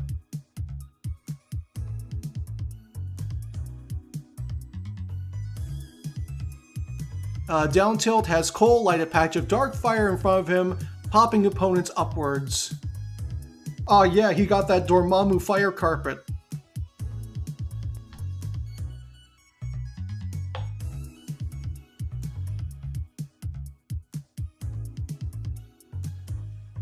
But yeah, I think I like the focus on dark magic. I think it's nice, it's simple. Acts as a nice little disjoint. I'm just curious, can this cause problems for people at the ledge? Just like good old Steve's flint and steel. I'm just imagining him leaving a piece of fire at the edge that can potentially go off the edge and hit the people that are trying to recover below it.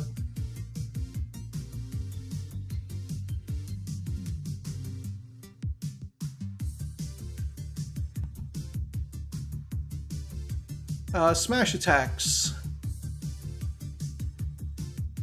As mentioned earlier, only Malladus could perform the smash attacks, even being able to use them while airborne as he's separated from Cole. For the forward smash, Malladus spits out a fireball projectile. This is a projectile similar to Mega Man's forward smash. The difference in this case is that the charge doesn't increase the size of the fireball, rather the amount of fireballs Malladus spits out in a row. With a maximum of 3 fireballs, one after the other, these fireballs can link into each other very easily, making it a devastating multi-hitting move to any who gets hit by it. However, they are still projectiles, so they can be reflected. This is based on Malladus' fireball attacks from the second and third phase of his boss fight. So right off the bat, I'm going to say I don't inherently have a problem with the detached puppet character using a projectile smash attack. The only thing that is coming to my mind immediately is that with three fireballs, you essentially run the risk of there being very little counterplay for people that potentially have reflectors, because the way that multi-projectiles would basically work is you'd consistently bounce them back into each other, and as a result, they would basically cancel themselves out, and so you can't hit them with their own attack. I assume it wouldn't have gravity based on the drawing. I would assume the same. So maybe instead of 3, you just make one big one. The big one.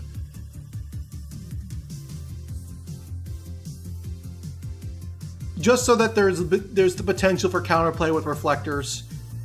I mean, characters like Ness with absorbers, you know, they get like 3 projectiles for the price of 1, which is like probably huge healing numbers for them. But like, but yeah, I just make it 1 just so that reflectors have a chance to actually counter Malladus.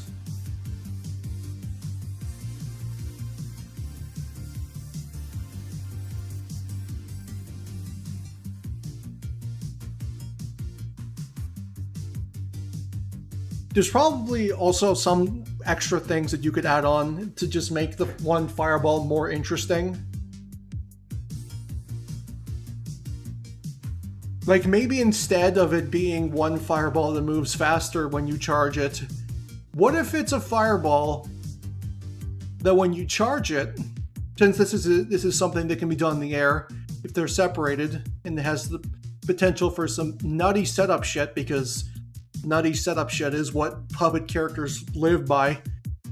Maybe the longer you charge it, it doesn't get faster, it gets bigger and slower, but it covers the same amount of range. So with that, if your opponent can predict it, they have more chance to, you know, set up and counter it. But if you know how to, you know, combo into it or knock your opponent into the fireball, you have the potential for big damage, while inherently putting yourself at risk, because again, you can hurt yourself with your own forward smash.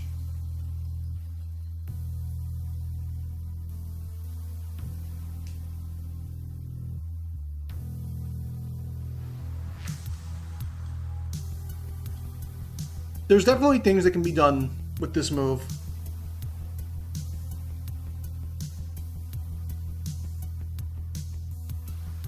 But yeah, I definitely like the idea, but I do think that there are things you could...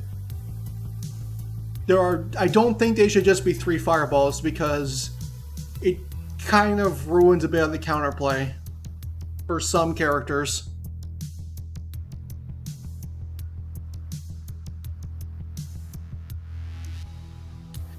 Up smash. Malladus conjures a dark lightning orb above himself, dealing multi-hitting damage to anyone caught before the orb explodes, launching opponents straight upwards. The bolts on the sides act as sour spots that send diagonally upwards, but not nearly as much knockback, directly based on the attack he used to kill Burn before the final phase of his fight.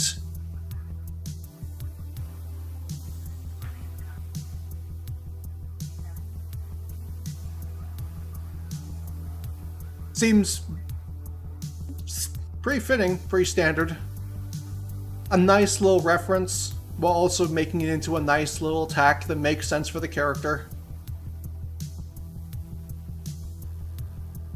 I'm glad that it doesn't vortex the opponent into the sweet spot. So you still have to actually set up and try to land the sweet spot yourself.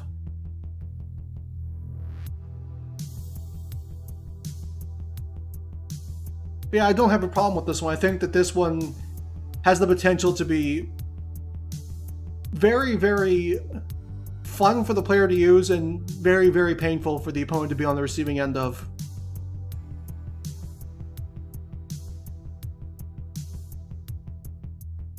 And down smash. On the ground, Malladus jumps up or floats up in his case before crashing back down and creating a shockwave of dark energy that launches opponents. If you use this move in the air instead of flowing downwards, Malladus dives down the short distance, surrounded by dark energy and spiking anyone hit from above. Apparently I can't talk today either. Spiking anyone hit from above.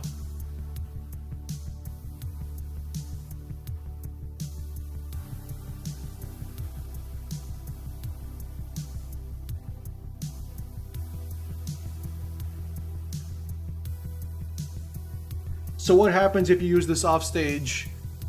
Well, I imagine it would simply just be, you know, he like moves downwards a certain distance, and if he hits somebody in that range, he spikes them. First off, I'll definitely say I love how Rivals this character is. I feel like a lot of this stuff is very, like, rivals adjacent, and that's a very good thing in my honest opinion.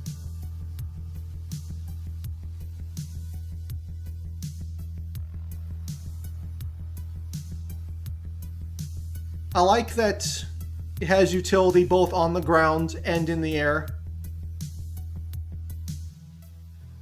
While it doesn't mention it, I'm sure that if he uses it in the air and he hits the ground from the air, he basically transitions into the grounded version, which would make sense.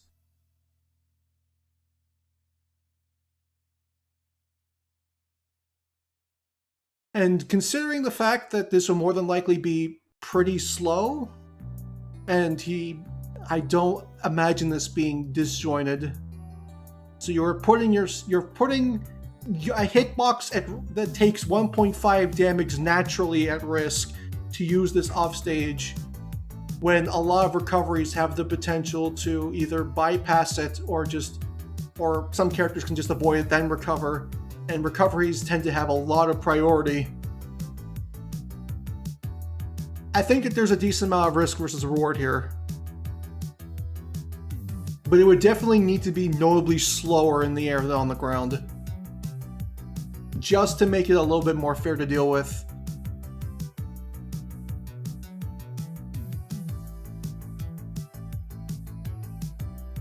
What happens to Malladus if he enters a blast zone during a down smash?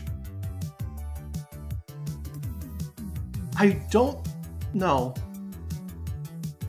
The document said that he can't lead him into a blast zone, so my thought process is he would just hit the limit of where between the stage and the blast zone, and he would stop there. And that's it. More than likely. Unless he can be destroyed in some way, shape, or form and reappear later, but that has not been described yet.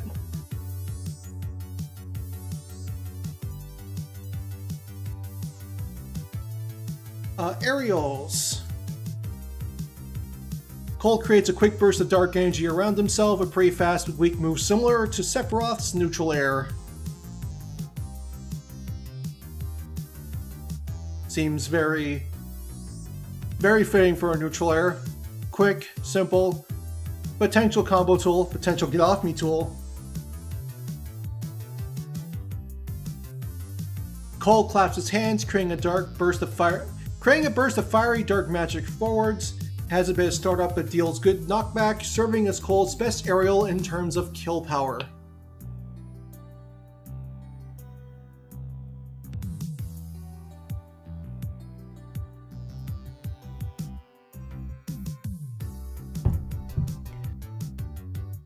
Seems, perfectly fine. I kind of wish that, considering the potential utility of having Malladus off stage, that maybe your aerials would be a little bit weaker in terms of potential kill power, just so that you have the chance to actually make use of Malladus' stuff if he's off stage.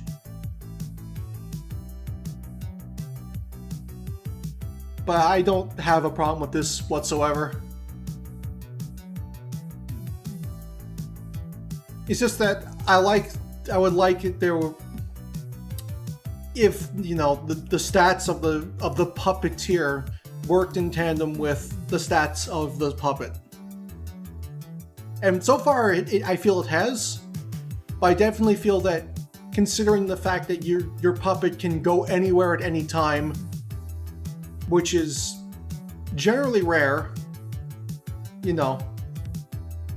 and isn't limited in the way that Luma is, then maybe having the aerials be weaker for potential setups and all sorts of stuff along those lines would probably be just bare cohesion with the puppet and the puppeteer.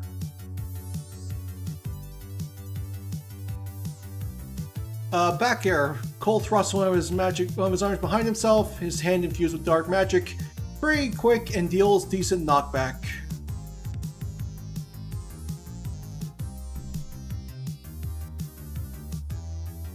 I almost want to say, swap the utility of both the the back and the forward air, just so that it's easier for Cole to potentially set up with Malladus than it would be with his back air. Because considering this one is described as weaker than that of the forward air, you'd more than likely have to be doing instant turnarounds in order to actually, you know, put people in the proper position. And while that's not inherently a bad thing, it definitely helps people build up some muscle memory. Or maybe they already have the muscle memory for stuff like that because they play like characters like Ryu and all of them that have to turn around for their back air. I definitely think that having the forward air be the one that's based on repositioning and the back air being the one that's based on like finishing people off would just generally feel more cohesive.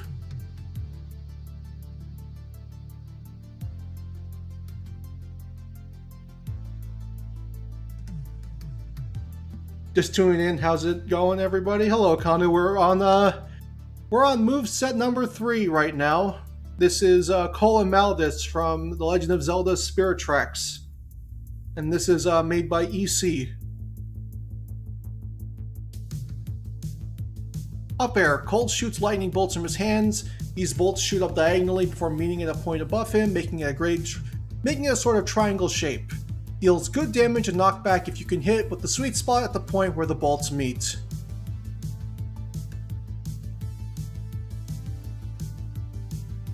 Again, seems very standard, very nice. I do like that there is while I'm not entirely, you know, sold on the way that the forward air and the forward air and the back air work in terms of moveset, I do greatly enjoy that his moveset is purely based on dark magic instead of just being extra things that don't really need to be there.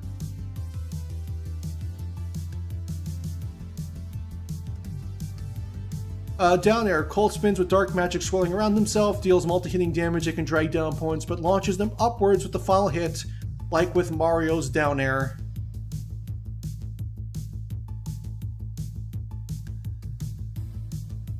There aren't a lot of moves in Smash that are like Mario's down air in that regard.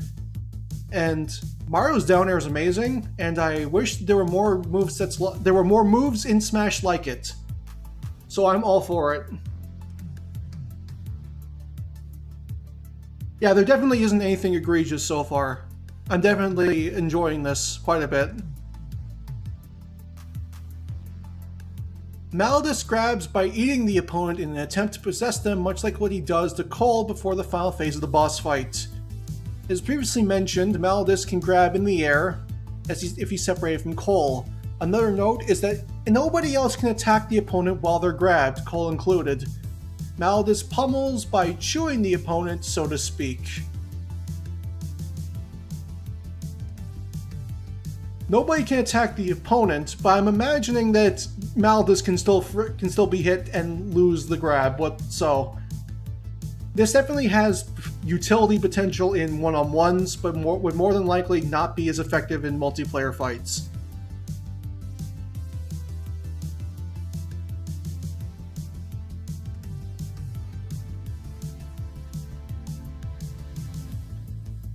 I'd probably make aerial grabs easier to mash out of. More than likely they would have to be, just because the utility of being able to grab somebody in the air is so unbelievably powerful if used properly.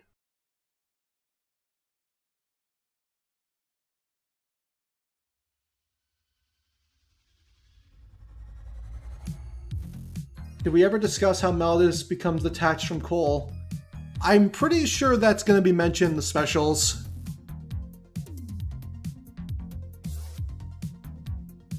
Malladus' forward throw has him spit the opponent forwards, deals decent knockback. Malladus' back throw has him shake the opponent much like a dog shakes a chew toy. Each shake deals some damage before he tosses the opponent backwards. Up throw, Malladus has him spit the opponent upwards before firing an eye laser into them. Similar to Kazuya's up throw, this throw is decently strong and the laser can hit other opponents in team bows or free-for-alls should they be in the line of fire, which, you know, in team battles, that has the potential to be fucking disgusting for offstage setups if you can grab them offstage.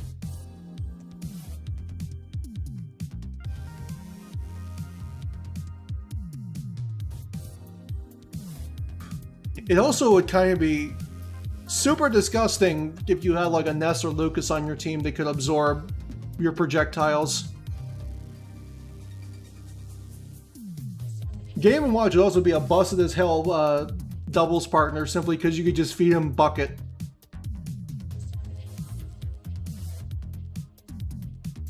Malladus' down throw has him lay on the opponent, has him lay the opponent on the ground before breathing fire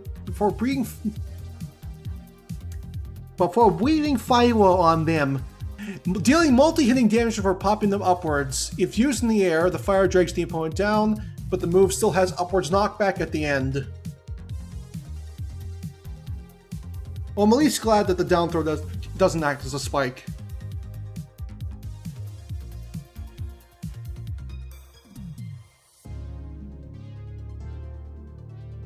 Though it could still be pretty disgusting if your opponent doesn't tech the ledge if you back throw them into it. Specials. Okay, let's talk about the specials. Neutral special is Royal Guide, and the neutral special acts as the one and only way to actually separate the two. Upon pressing the neutral special, Cole enters a stance in which he can guide Malladus. The way you do is by drawing a line using the joystick, sort of like Pac-Man side special. You can draw for a maximum of 5 seconds. I probably would knock that down by like 2 seconds, because again, 5 seconds is a very long time. Or, you know, keep the 5 seconds and literally draw a dick on the screen. But keep in mind, both Cole and Malladus are saying ducks throughout this. If you're done with the line before 5 seconds have passed, you can press the special button to put it into effect. Alternatively, you can cancel the drawing by pressing shield. Once the line is set, Malladus will begin moving along the line slowly. While doing this, he can still perform his attacks, but this stalls him while doing so, before continuing his path once the attack is over. If he uses aerial down smash, Malladus will simply ascend up to where he was prior before performing the move before continuing. I really like the ability to draw a path with the joystick. Yeah, I do like that. It's definitely a nice way of not only referencing Spirit Tracks, but making use of a mechanic that not a lot of people generally enjoyed. But it's a nice tool for freeform movement on where you want your puppet to go. Because one of the biggest hurdles for puppet fighters in general is just generally controlling the puppet properly. With some characters, you don't really have to worry too much about it.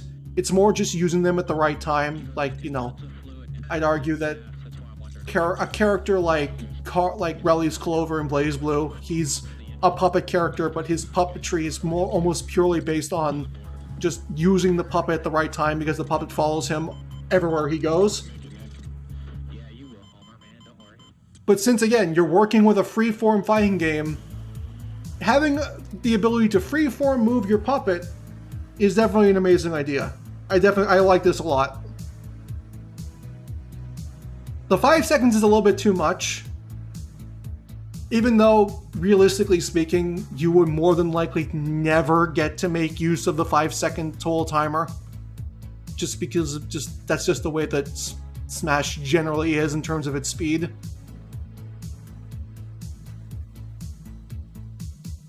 But like, if you had like a maximum of like 3 seconds, even with 3 seconds, you more than likely wouldn't get to use it all very often, if at all, against some characters.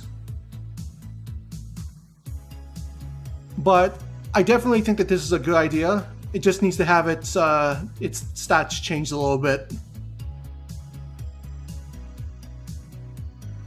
Using neutral B while the two are separated will just have Cole come back to Malladus back to his side. He travels at a faster pace than he does when sent out, but can still stop briefly to do one of his attacks. This is based on how Link and Zelda teamwork segments work in Spirit Tracks, with how Link can guide Phantom Zelda to help solve puzzles and navigate the tower's floors. Okay, I have a little bit of a fun idea for this. Instead of it just being simply call them back, have it be so that when you call Malladus back, he travels on the same path that he took to get to where he went before. He just retraces the path again. That way, that adds a bit of it encourages the player to get a little bit creative with their pathing.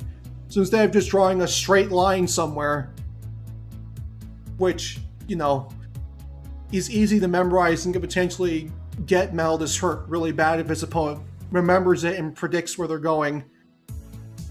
Instead, you know, drawing a bunch of squiggly ass lines to get him to where he needs to go, and then he translates those squiggly lines back to Cole would definitely be a much more interesting idea than just instantly calling him back to your side.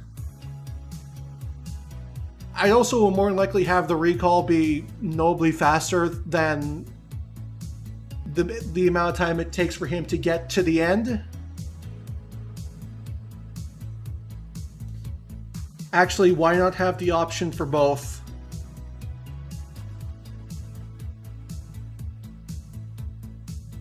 I would imagine that the way you would have both is that you could essentially cancel the line for him going where he wants to go by holding shield, and that would just call him right back to your side. But I think if you're going to have him commit to the line, he should commit to the line on the way back. So that way you can draw 2 dicks on the screen instead of 1.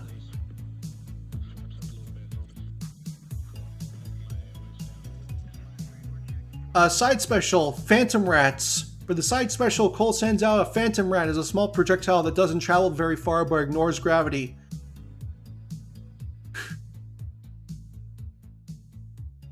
If a rat comes into contact with the opponent, instead of damaging them right away, they circle around the opponent in a similar manner to Sephiroth's Shadow Flare, only horizontally instead of vertically. This temporarily debuffs the opponent's movement speed, and up to 3 rats can circle around an opponent at once, which stacks the speed debuff. The length the rats circle around the foe is much like Sephiroth's side special, with the time resetting if the opponent gets hit by another rat during this.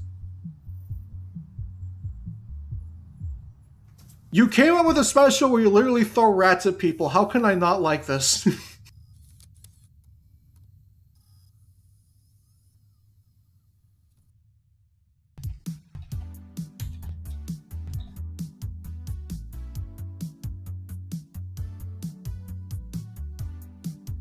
Give me a second. I will pause the timer while I'm looking for this.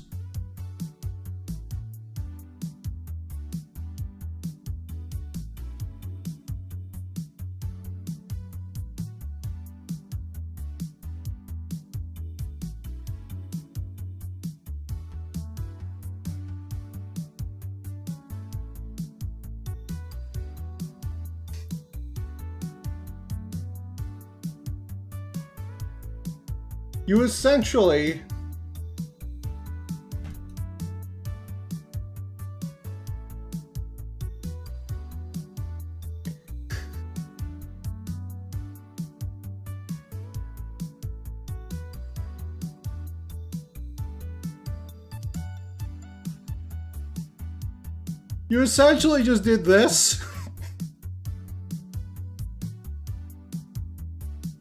If the rats can explode, I'm all there for it.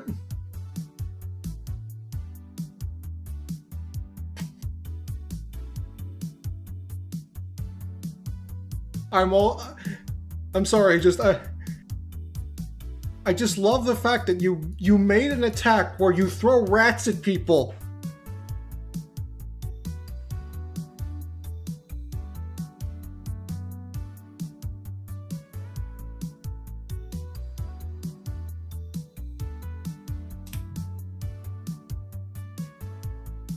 Unlike Shadow Flare, you can get rid of the rats by attacking them. If an opponent doesn't get rid of all of them in time, the rats cause a phantom to spawn next to the opponent that slashes them with their sword, launching them away. The strength of the phantom slash correlates to how many rats were circling around the foe before they were summoned, with 3 rats giving the slash power identical to that of one of Zelda's fully charged phantoms. That being said, the Phantom Slash can still be dodged or blocked, although it is a tight window and the strongest slash does great shield damage.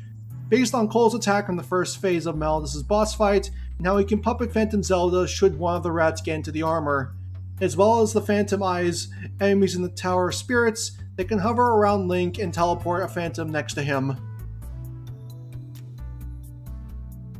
Well, I kind of wish they would just explode, because again, the joke of just throwing an exploding rat at somebody is funny. I think that's a perfectly fine idea. It doesn't inherently take away from anything that Zelda does. And it's something that your opponent can potentially forget about, which is what you technically want with an ability like this. Was that a Doom mod? No, that was Duke Nukem. But there are Doom mods for the same thing.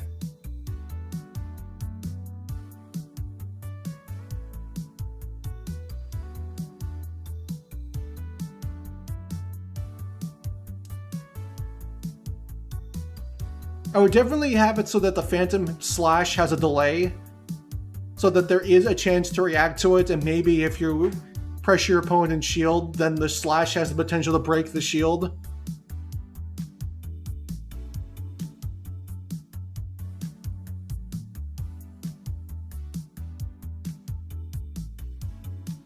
Why does Duke have exploding rats? I don't know.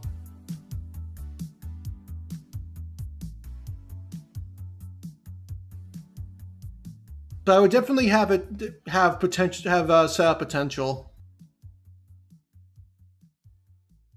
You get somebody with a couple of rats, they're a little bit slowed down.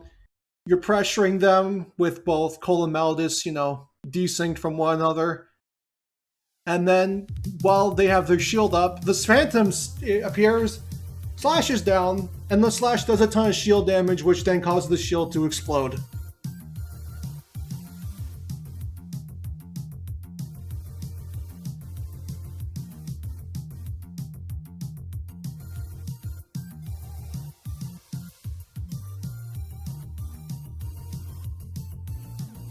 You could even, since this is Smash and we get to, make some of our own rules here.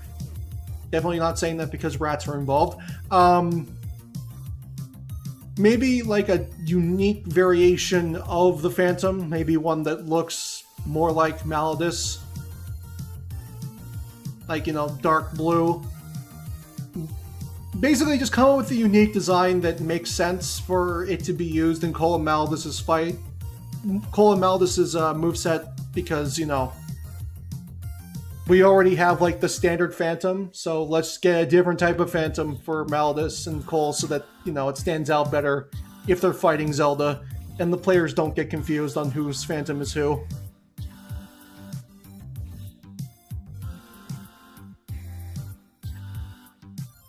It also would help in multiplayer matches where both characters are featured.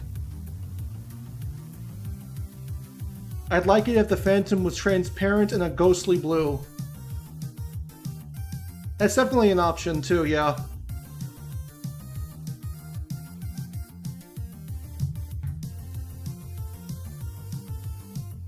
Op Special. A Demon Retreat. The Op Special is a teleport. If Cole and Malladus are together, the two simply teleport a set distance in one of 8 directions, depending on player input. If they are separated, Cole will instead teleport to where Malladus is located, allowing for a quicker way to reunite the two. As a consequence, though, that makes it so one can easily guess where Cole is going to reappear and capitalize on it. Malladus is still actionable before Cole reappears, but both versions of the move can leave the duo into freefall if used after it. Well, if you wanted a way of adding a bit of mix-up to this, I like the idea, first off. There's risk and rewards with both versions. Maybe have it so that if you're recalling Malladus, or Malladus is on his way to a location with your neutral special,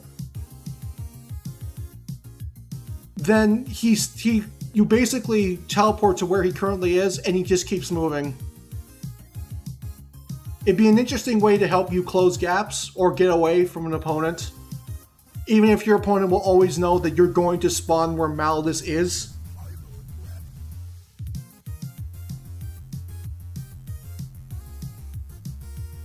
It's just to add a little bit of mix-up potential.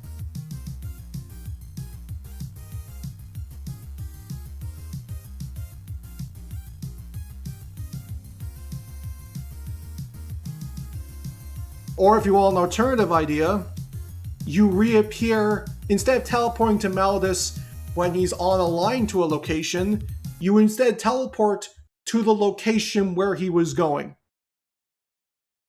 So you can either teleport to him as he's going there, or teleport to where he was going to go.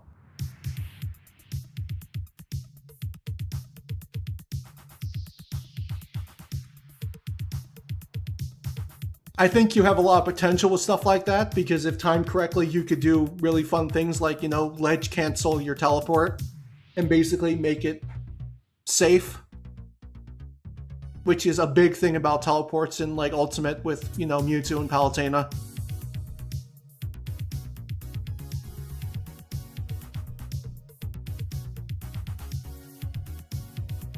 But yeah, I think that's perfectly fine for what it is.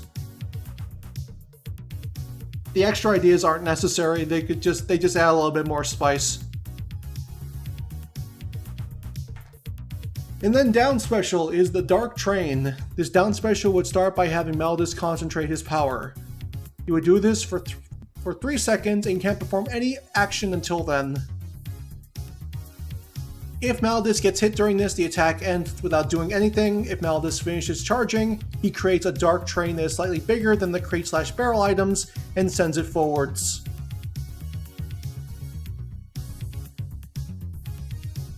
The Dark Train travels across the stage and creates a big and powerful explosion if it makes contact with an opponent. The kicker here is that the Dark Train has an invisible radius around themselves as big as a quarter of the final destination. If an opponent is within that radius, the Dark Train will turn in that direction to pursue the opponent. They also get a temporary speed boost, visually indicated by the fire in their eyes getting bigger and more smoke coming from the chimney.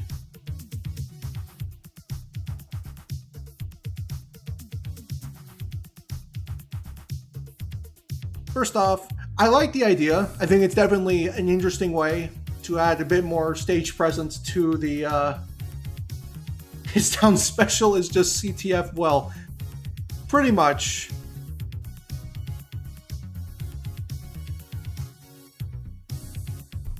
I think that while the 3 seconds is a little bit too long, just in general, because 3 seconds is a long time, I think instead of just having Malladus summon a Dark Train, he turns into the Dark Train. So instead of having access to Malladus at all times, you have the potential to set up this on-stage option that can help you lock down areas and just generally and potentially, help set up things. I definitely think that while the tool is good, having that active on the screen with Malladus as well being able to be active anywhere on the screen is a little bit much. That's why I feel that maybe instead of... That's the timer, but I'm going to finish my thoughts before I do anything else. I definitely think that having Malladus on screen at the same time as the Dark Train is a little bit much. There has to be some limit between them, and I think the best way to limit that is that Malladus becomes the Dark Train. It's a powerful setup move. You basically lose out on a couple of your moves while it's active, but it has a lot of setup potential. Because I don't want to inherently get rid of the idea, because the trains are a huge aspect of Spirit Tracks.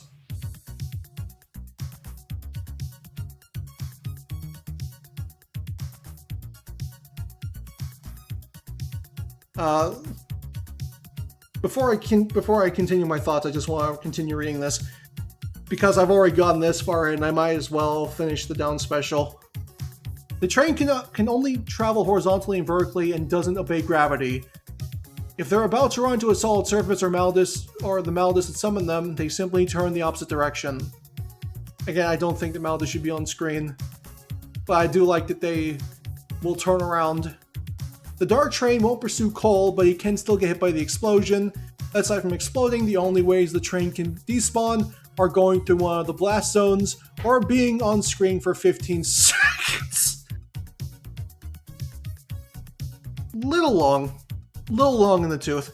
When the train is gone, the Malladus that summoned it is put into a 10-second cooldown before being able to summon another. You can only have one train out at a time with any use of this move. But with any use of this move, it's either a train on stage or being on cooldown doing nothing. On a side note, the train could spawn tracks behind them as they drive. This is just a very neat visual detail, and the tracks they leave behind disappear as they go, based on the dark train enemies from the source game. 15 seconds is a little bit too long. Like, notably long. I definitely agree that it's something that would more than likely need a cooldown of some sort.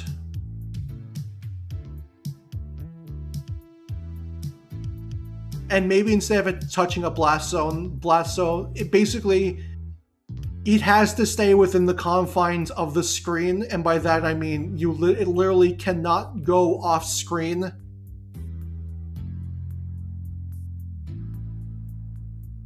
Which, you know, gives it more utility in potential nuttiness in multiplayer matches, but it inherently gets limited by two-player matches where screen only gets bigger if the two people are apart from each other. Which inherently is something that you would want as a puppet character anyways, but that's besides the point.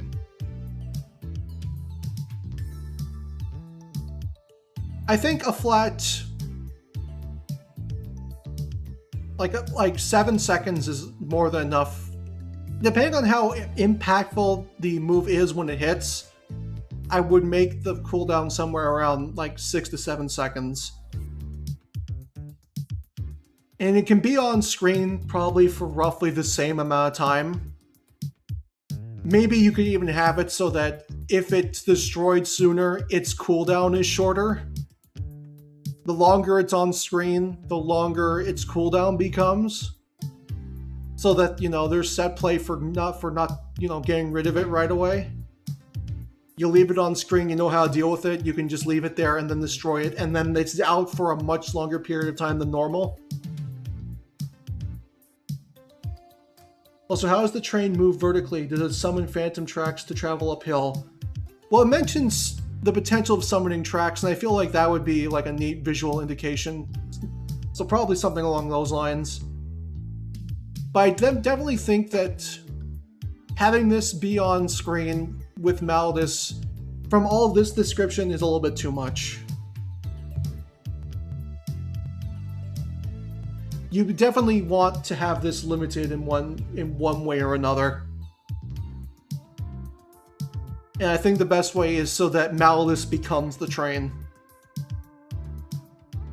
So you are actively getting a really strong tool, but in turn you're also losing out on the potential setups of setting up Malladus off stage and being able to control screen space and, you know, having essentially a guaranteed recovery point.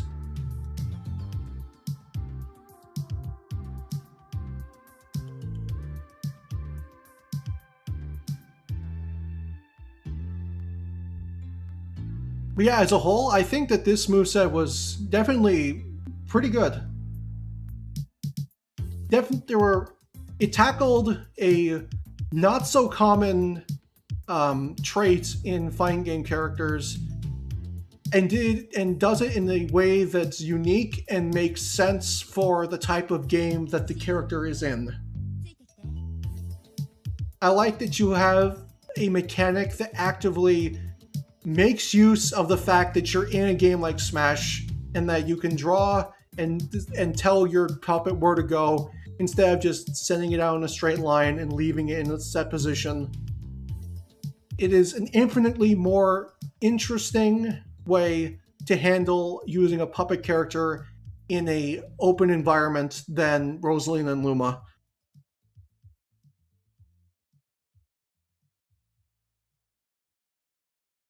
Honestly, the only real like problems that I've had with the moveset are basically just like timers and stuff along those lines.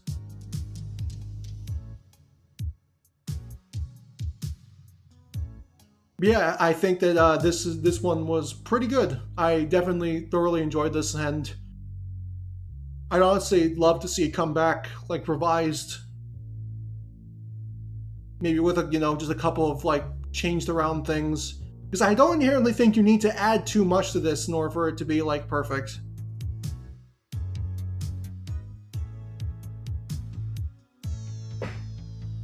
I like it. It is good. You're two for two on a great moveset so far, EC. I hope that this did well in Moveset Meltdown, because I definitely think that it deserves to have done well, if not won.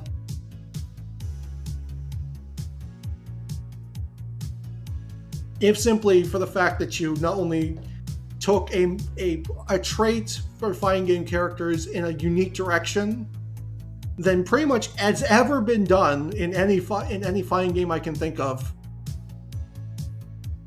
but also did it with characters that are fairly not very well known and really aren't in the same ballpark as a lot of like the main well-known Zelda characters.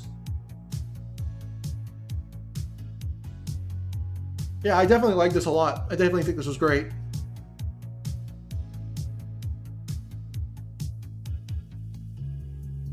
I don't think there's anything I would need to look at more. If you're still open to come in a week. You're still open to come in a week and have it, reviewed like vocally in person with everybody else if you wish. You're more than welcome for that. Just so you can, since I'm not sure if EC's here currently, just so you can explain like the mindset behind like why decisions were made and stuff along those lines. But yeah, I think that this is pretty good. It got second place. Well, damn, first place must have been really fucking good then.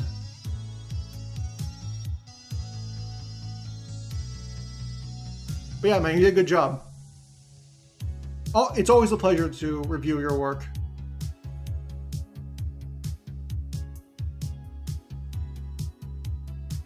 All right.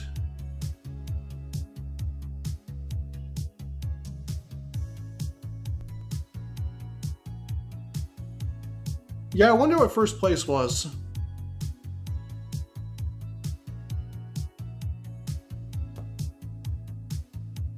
All right, I think we have time for one more.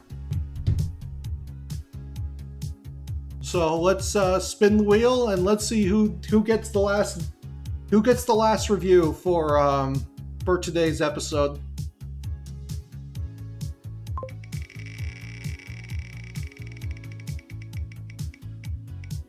And our moveset of the day, our last moveset is the Excitebiker. Submitted by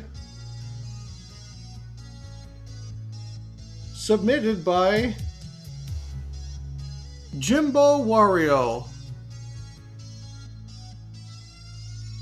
This was posted on Reddit.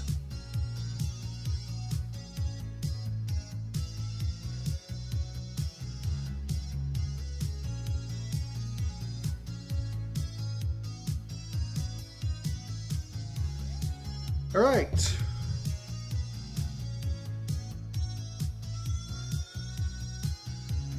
Excitebiker is a very interesting character.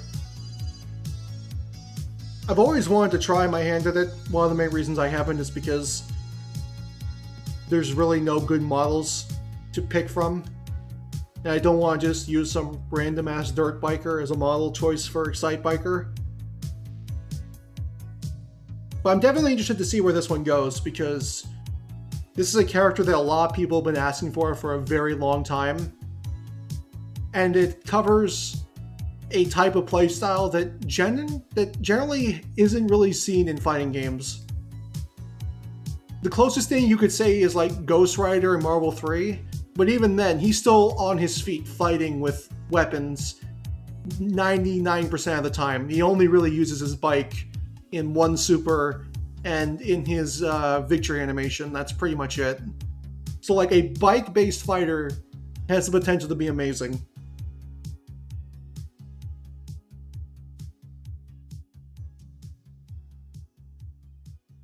All right. And let me just get the timer started and go.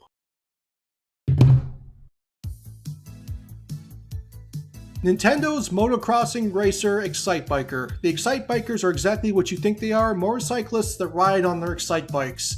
They are, for the most part, typical motorcycles that are used in Excitebike racing competitions used for sport, have very high specifications, and can perform high-profile maneuvers such as launching high in the sky off ramps.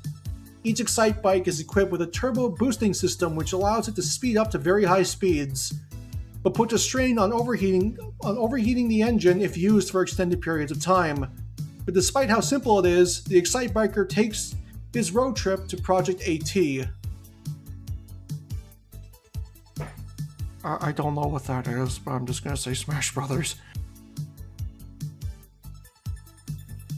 The Excitebiker is a medium-sized humanoid character, with him being the same height as Mario, even when riding on their bike, albeit with a notably wide hurtbox.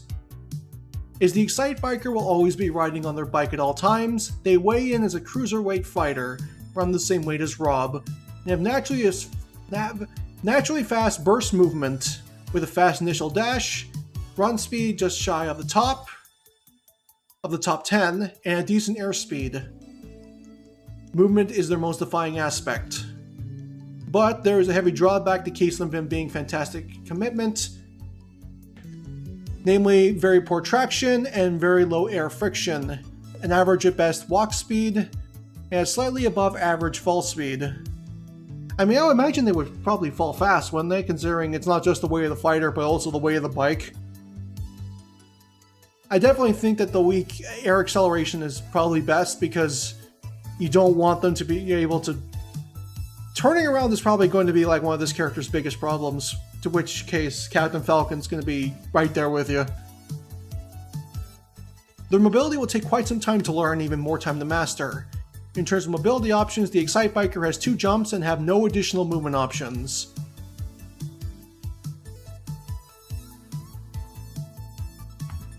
The fact that there's characters who can run faster than a motorbike is really funny to me.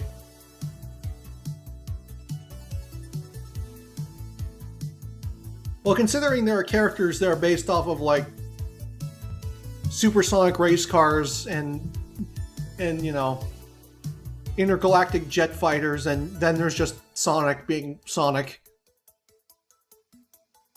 It's not too hard to believe. You're never going to convince me that Sheik's faster than Fox, though. That's a bit of a tough pill to swallow.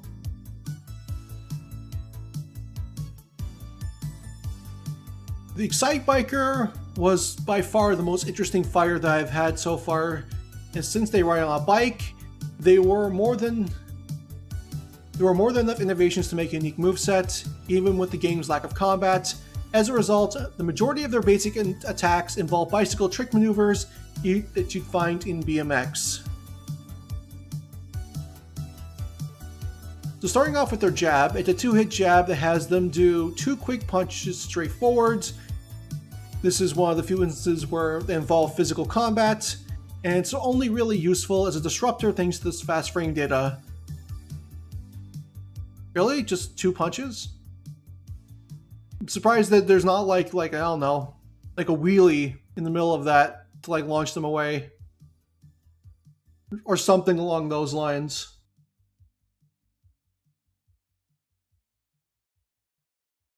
definitely think that if you want to add like a little bit more fun with the animations, maybe even have them like balancing on the front wheel as they punch.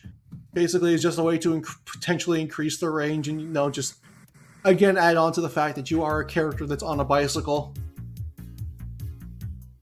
How big is the bike compared to the character? I imagine it'd be something pretty similar to this image.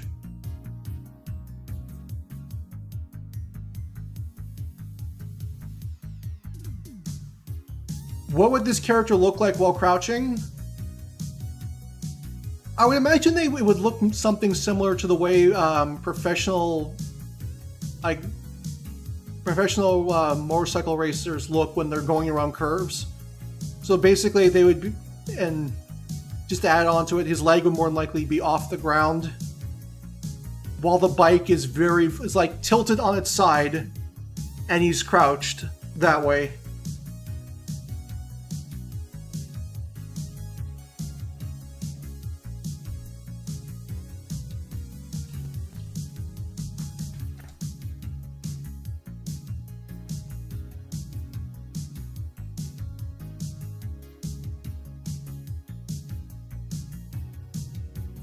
So imagine something like so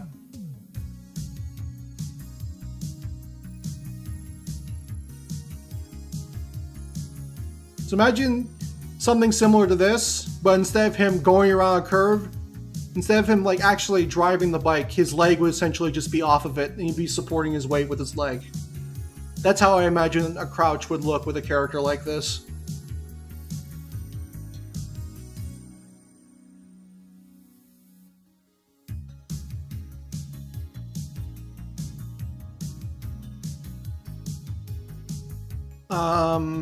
Their dash attack has them perform a roundhouse kick as they skid to a stop.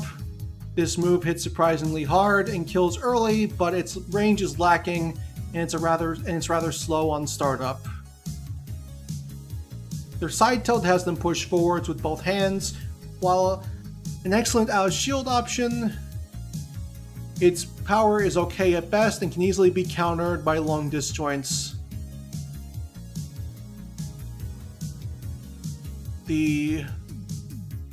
I just lost it because the text is so small.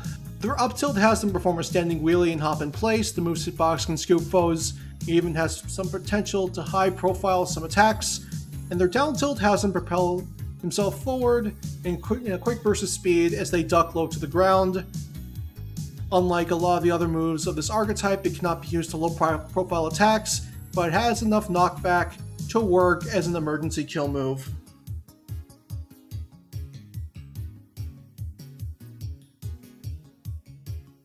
So first off, since there are no images to go along with this, which is, in my opinion, one of the biggest problems with stuff like this in general, I feel that the bike should be definitely more involved in some of the moves. Like you could definitely have it so that for like a forward tilt, he like spins the bike around to launch people with the back tire, or maybe while spinning the bike, that's when he's kicking. Just, you know, make it look visually more interesting. A down tilt, I don't think you need to have him slide. I definitely think you could just have him like do like a small donut where he basically takes his leg off the ground when he's crouching and then just like zooms a little in a circle, and then that knocks people back.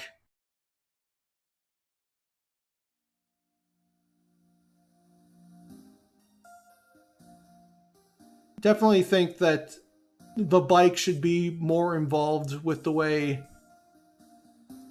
the character animates, just because it technically is a part of their character.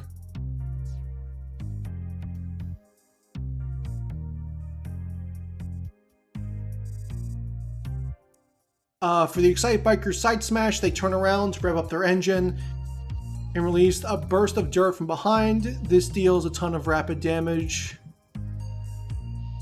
On top of some deceptive shield pressure, but it's very telegraphed.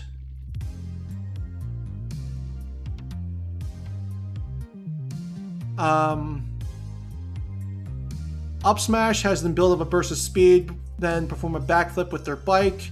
This move acts as an extreme version of the up tilt. It has some deceptive scoop thanks to the speed, but be careful when using it near the ledge as it will cause them to fall off.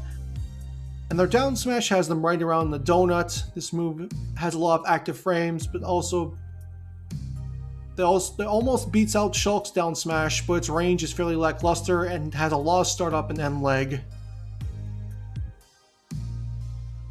So maybe instead of it being kicking up dirt for the forward smash, maybe just have it so that they balance on their front, they turn around, they balance on their front wheel and bring the back wheel down for a forward smash.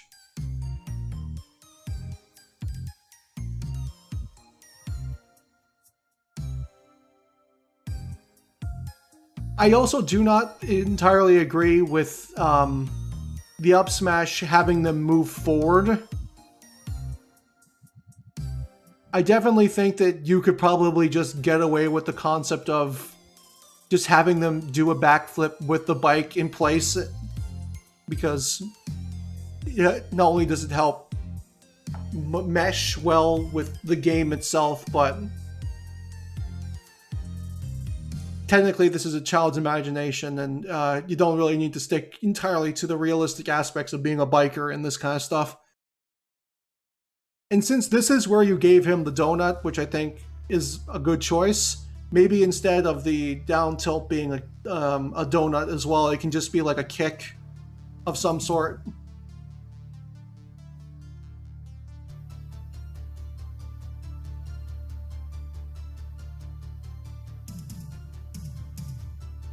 Or maybe he could be like Wario's bike attack where he slams the front of his bike down.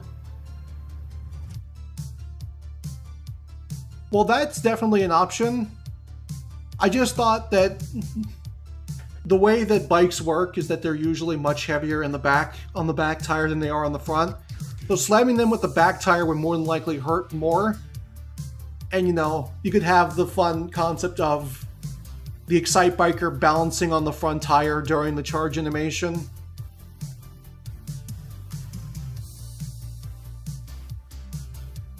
It shows off the skills, but also, you know, the theatrics of being a talented racer.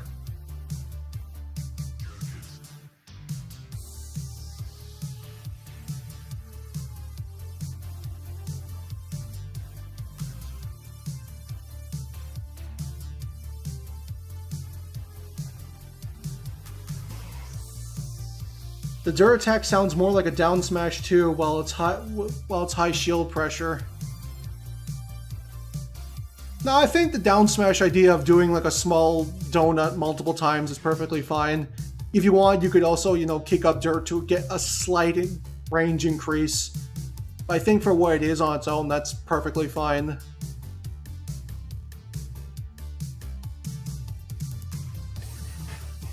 For his neutral air, they perform the nothing, outstretching their arms and their legs in an X shape. Comes out fast and covers all sides simultaneously, but its range is just okay. Their forward air has them perform a breakdance kick on the handlebars. This move has 2 hits, but they don't connect into each other, and has a long active hitbox, but be careful as the landing leg is rather poor. Their back air has them perform the Superman, kicking and pushing their legs outwards. While it has notable startup compared to many drop kicks, it lasts deceptively long to compensate. The up air has them perform the Kiss of Death, kicking upwards while they hold on to their handlebars. Acts as a lingering move, being at its strongest at the start of the attack, but its landing leg is quite poor. I'd probably just have it be a regular move instead of being one that lingers. And their down air has them do the front flip cliffhanger, having them flip forward, then raise their hands as they flip. This move has a deceptive horizontal range, but it's unable to spike, though the high damage it deals means it doesn't really need a spike. So honestly, I think that a lot of these moves, while I definitely think you should have had images to go along with them, I think that just from the descriptions of the way they work, a lot of them work fairly well for what they're supposed to be. I probably would have the forward air if you're going to have two hits. You probably do want them to connect into each other. Because if Samus has taught us anything, it's that having a combo attack that hits twice and they don't work together is just like, what's the point? The back air being a creative take on the dropkick is fun. I think the up air should be a move that isn't lingering. I don't think you really need a lingering up air. Just have it be a decent move. I mean, he's already a generic motorcyclist. He doesn't really have a personality to work off of. Pretty much, which is why you kind of have to make your own.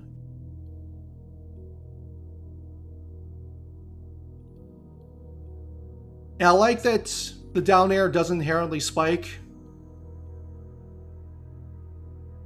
but just does decent damage. I definitely think that as a character, the Excitebiker should be like a one aerial per jump kind of character. They can do decent stuff in the air and they have pretty good airspeed, but in total, they're not designed to like combo in the air or anything along those lines. It's mainly just to like force people out of position.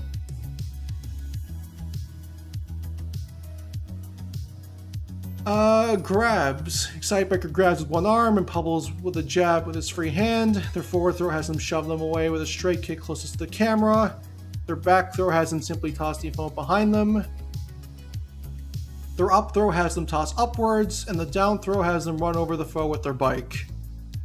While they all have decent damage, they're only useful at repositioning tools. It can be considered their weakest aspect as a fighter. And I think for the most part, those throws are perfectly fine. You could probably add in a bit of creative liberties using the bike. Like maybe you do like a small, like, again, drive a little in a donut to gain up speed before you throw them for the back throw or something along those lines. I would definitely also have it so that their damage is not the greatest. If you generally want it to be the weakest aspect, you're going to need to like make it feel like the weakest aspect. Because if they're repositioning tools and the character can potentially get something out of them, then there is at least some incentive to go for a grab. If you want your throws to feel like they don't have much use in a character's moveset, the best way to do it is have it so that their active windows are extremely small. Like, yeah, you could throw, but you're not going to get anything out of it, and they're not inherently powerful enough to confirm kills.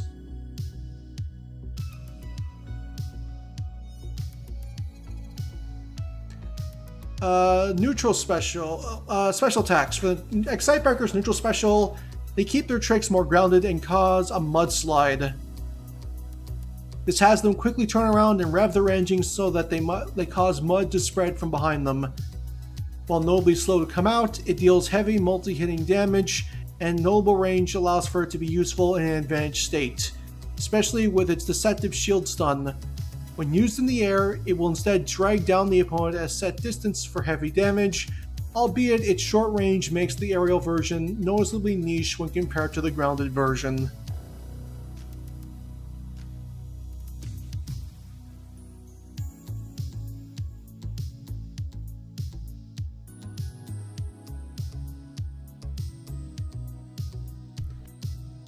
I think that's definitely unique. Well, I think that a lot of people would agree that using stuff along those lines, using like mud, kicking up dirt and mud is interesting.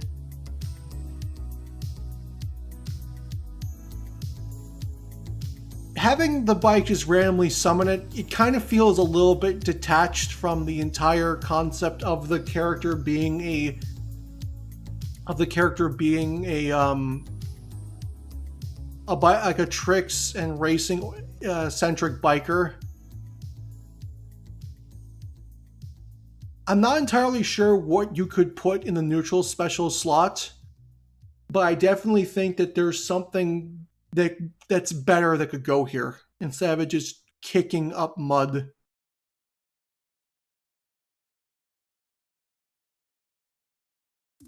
Side special. Their side special and up special is an approaching tool that might be standard for the motorcyclist. It is an important part of their game plan, and that's turbo boost. With this, the Excitebiker revs up and then rushes forward for the side special, or diagonally upwards with a rapid twirl for the up special as the flames on their engine turn a burning scion. With the side special, it deals heavy damage and knockback that travels at a fast speed with deceptive speed, although it does have a long end leg. And with the out special, it travels notably far, to only be a decent recovery option, but quite useful for closing stocks off the top. However, it has a similar downside to the side special, in which the move has poor landing leg. But what makes this move a key part of their game plan is their uses in harmonizing with each other for the side special and cancel into the up special and vice versa. Giving you means to deal great damage and is a 1-2 recovery option. And this can be used at any point in either versions of the move. However, as previously mentioned, they have significant end lag, so be sure to not get overexcited.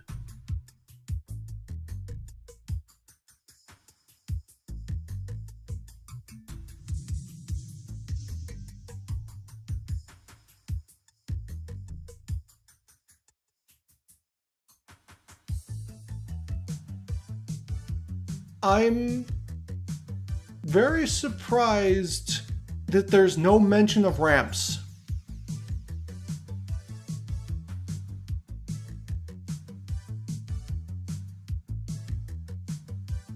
I definitely like the concept of being able to combine both the side special and the up special together, if only for, more creative freedom for the player.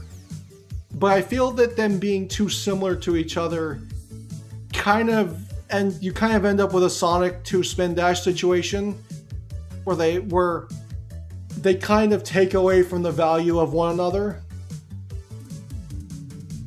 I feel that you could probably turn this into a single move.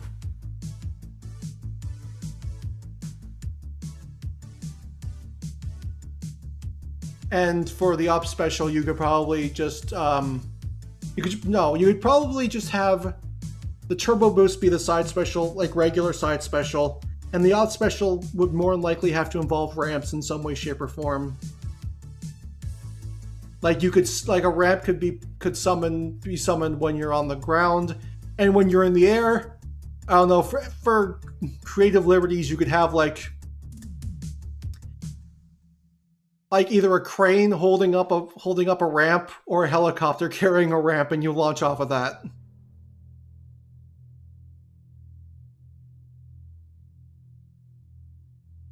I definitely do not think that you should just have basically the same move for both buttons. Just add a bit of flexibility to what you can do with the turbo boost for the side special, and, conceive something else with the up special.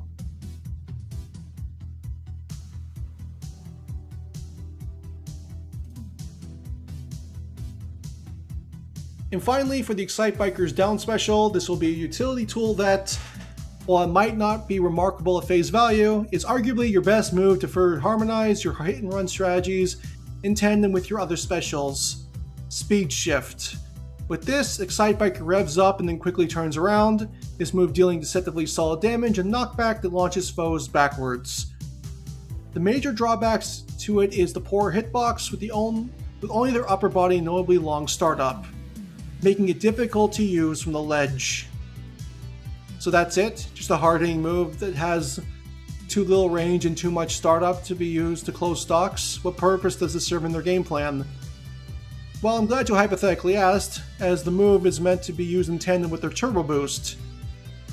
Once this move is used while turbo boost is active, the Excitebiker will quickly turn around as a slide and slide a set distance forward for grounded or quickly trick to position themselves as they soar in the opposite direction if you're airborne, passing through any foe and projectile. And as they slide to their max distance, they boost in the opposite direction where they initiated, dealing significantly more damage and knockback. And on top of that, during the slide, you can cancel out of it into a jump, giving the move vast utility in how you want to use it. For some examples, is your opponent expecting you to turbo boost and preparing to evade with a dodge roll? Use speed shift to bait out the dodge to counteract with a heavy blow. Is your opponent able to punish you with a long-range disjoint strike? Speed shift, then jump out of the foe's way as soon as possible for an evasive maneuver. Is an opponent trying to control the space with projectiles? Speed shift to phase through and blitz through their offenses.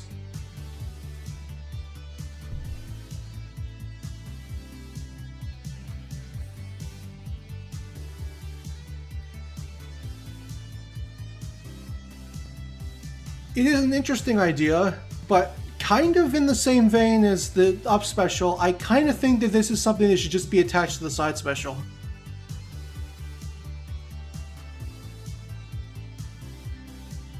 It's essentially like taking like Wario's turnaround mechanic, like turning around with Wario's bike and just making that a special move. And having to push down special to turn around definitely doesn't sound very intuitive.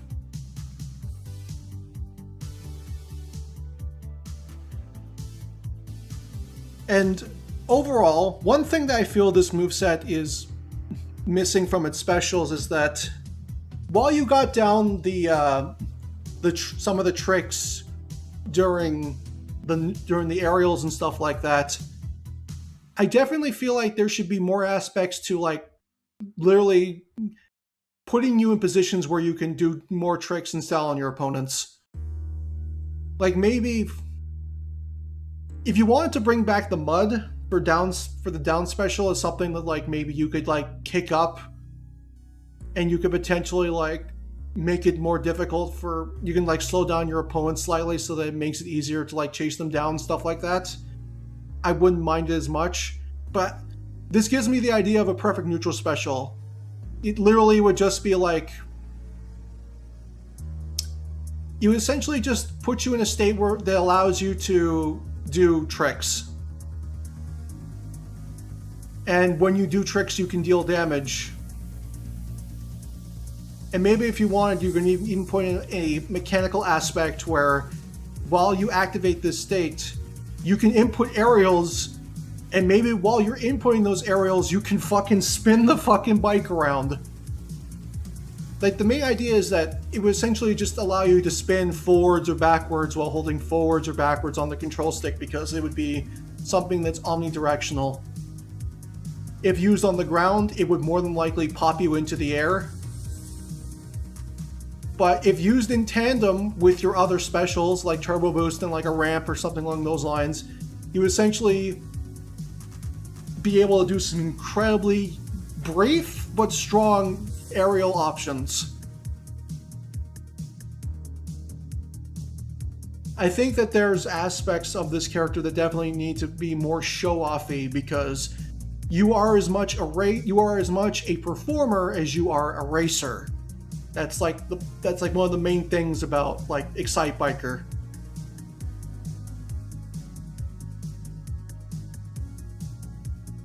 And dirt biking in general. Like, if you're looking for like bike racing that's all about the racing and very, very little on the style, then that's what, like, you know, the track racing is for. That's what, like,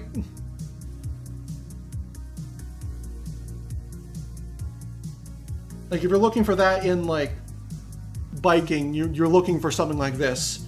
But the thing with Excitebiker is that he's a dirt biker, and dirt bikers are just as much about like performing and doing like wild stuff and tricks and stuff along those lines as it is racing, which is why a lot of dirt bike tracks have a lot of jumps and like little hills for them to leap off of and do stuff, and do like creative and fun stuff along those lines. Well, I definitely think that they should be more ground oriented. I definitely think that there should be things that encourage them to like get up in the air and do some fun things, because that is exactly what dirt biking is.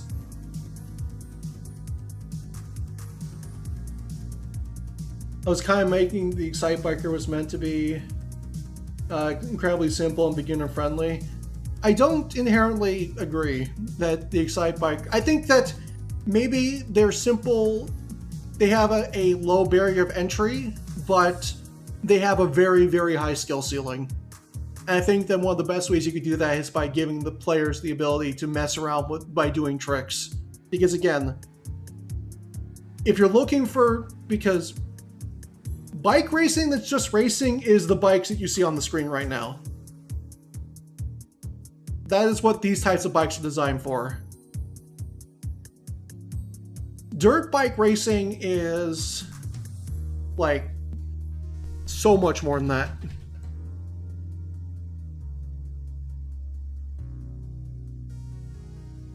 They're more lightweight. They have a much bigger suspension system that allows the bikes to bend and and go over hills a lot better.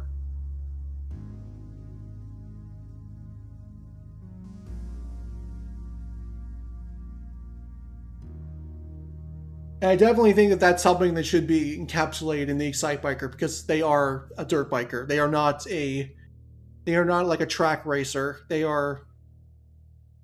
I mean, you can even just tell by the design of the bike. The design of the bike, the helmet, just the way they dress.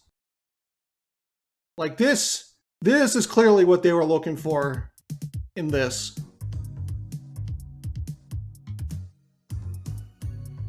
Yeah, I definitely think that this should be the thing that's looked at more than the tarmac racers.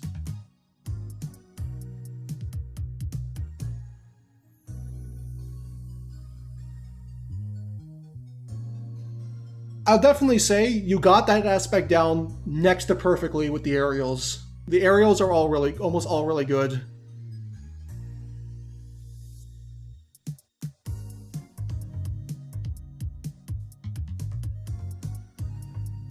While I do think that some normals could definitely be changed around for the better, I don't find much issue in that. But I definitely think that there are aspects of all the specials that probably need to be changed around in one way, shape, or form. You basically have like one move spread over 3 special moves. And it's not inherently great, honestly. I think you could combine them all into a single move and add in more things that allows you to do fun and creative things and create a character that's encouraged to always be moving around.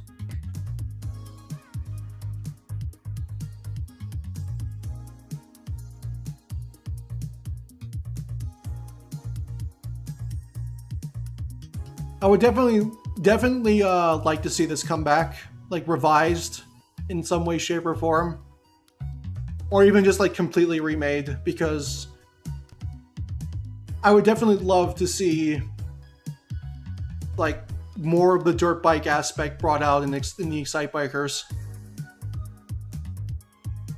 I would definitely recommend like bringing up and looking at some like dirt bike racing footage, just for example. Just don't need to go off of it one for one, because again, we are playing a game that's basically a child's imagination brought to life. But and that's also a thing you should think about. Can you post a link to the post in this chat? Sure.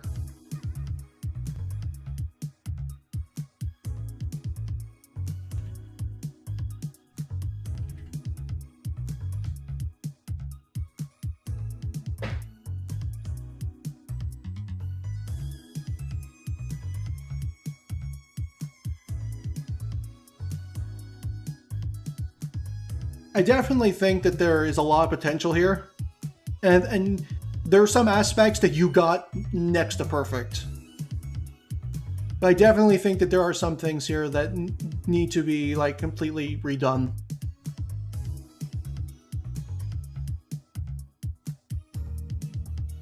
the main thing you just really need to do is just remember that they're not a track racer.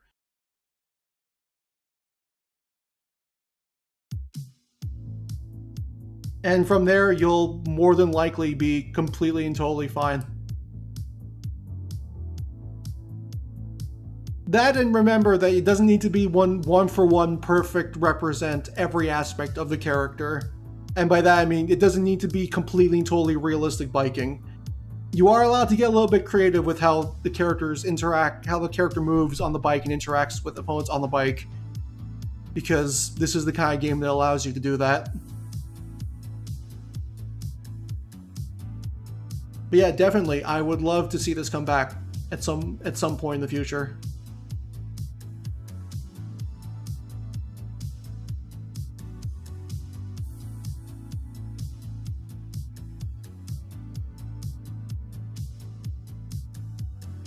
But yeah, I thank you again for submitting, and thank you everybody who submitted today. If you didn't get your movesets reviewed today, do not worry. There will be instances in the future where you will get your work reviewed. More than likely sometime next weekend is when you can expect that to happen.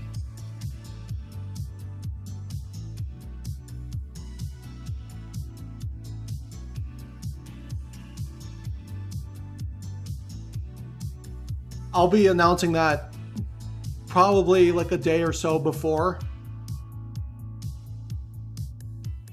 This was the last moveset of the day? Yeah, this is the last moveset of the day. We've been going for about 3 hours. I wanted to get in one more. I think that was a pretty good note to end on.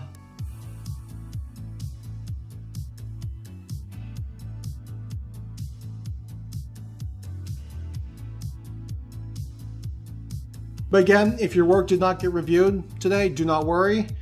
Your work is going to be looked at, and you will have a chance to have your work reviewed, but you are going to need to, actively show up to have it reviewed. Because when the in-person review is done in my Discord, and yes, you will need to be a part of the Discord to actually get involved with this. Basically, I announce it, you guys join the general chat, I join the mod chat, I pull you into the mod chat one by one, and you guys get your time. You guys get the time needed to review your work. I will have looked at your work beforehand, and I will, have my things to say. And you will be able to, if you want to, you don't need to speak if you don't want to, that's perfectly fine. You can type. Typing is perfectly valid for those that are not comfortable, like with conversations online. Perfectly fine. I'm not even perfectly... I myself am not even that comfortable with it, but that's besides the point. You can just type. There will be a chat for you to type in, and that'll be the way it's done from now on. It'll be... You have the show, and then you have the rest of the reviews. So, I implore you, for everybody here, start submitting new things for the next Clear for Battle. Do not resubmit anything. If you submitted something and your thing was on that wheel, it is going to be looked at.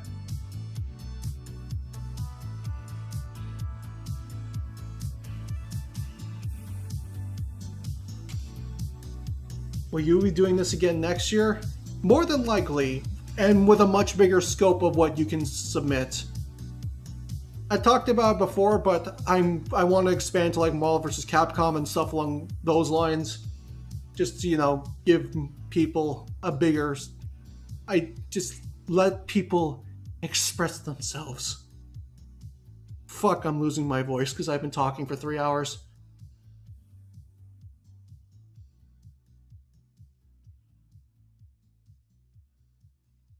But yeah, since I think I got through a majority. I think I got through all of them. Like, I don't think I left any room for... Like, I got to the down special done of like all the ones I looked at, which is good. I said the EC definitely has priority. If EC shows up, I'll more than likely like in-person review his first because he wasn't here to like say or do anything regarding my feedback. That's perfectly fine.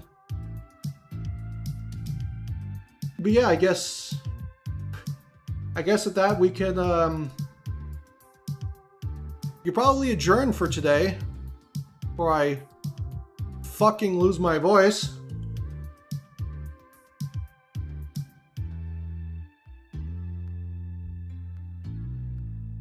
Yeah, I thank you. I thank you for coming. Definitely appreciate the work that you guys put into this and appreciate the fact that you guys come out for these things every time I do them.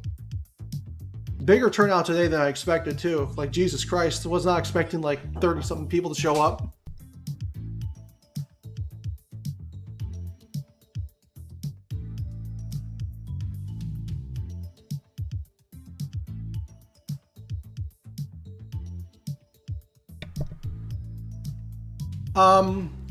You can expect to see this series back in early November. As for when the next time you'll see me, I'm going to be starting my Halloween themed streams this coming Tuesday, exactly halfway through the month.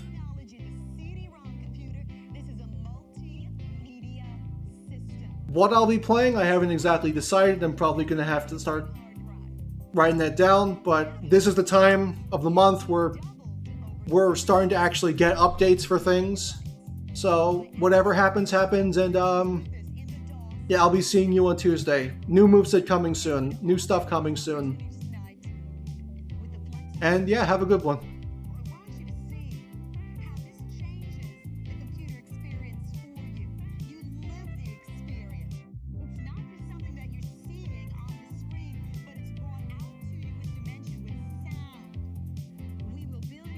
If you don't rock and stone, you ain't coming.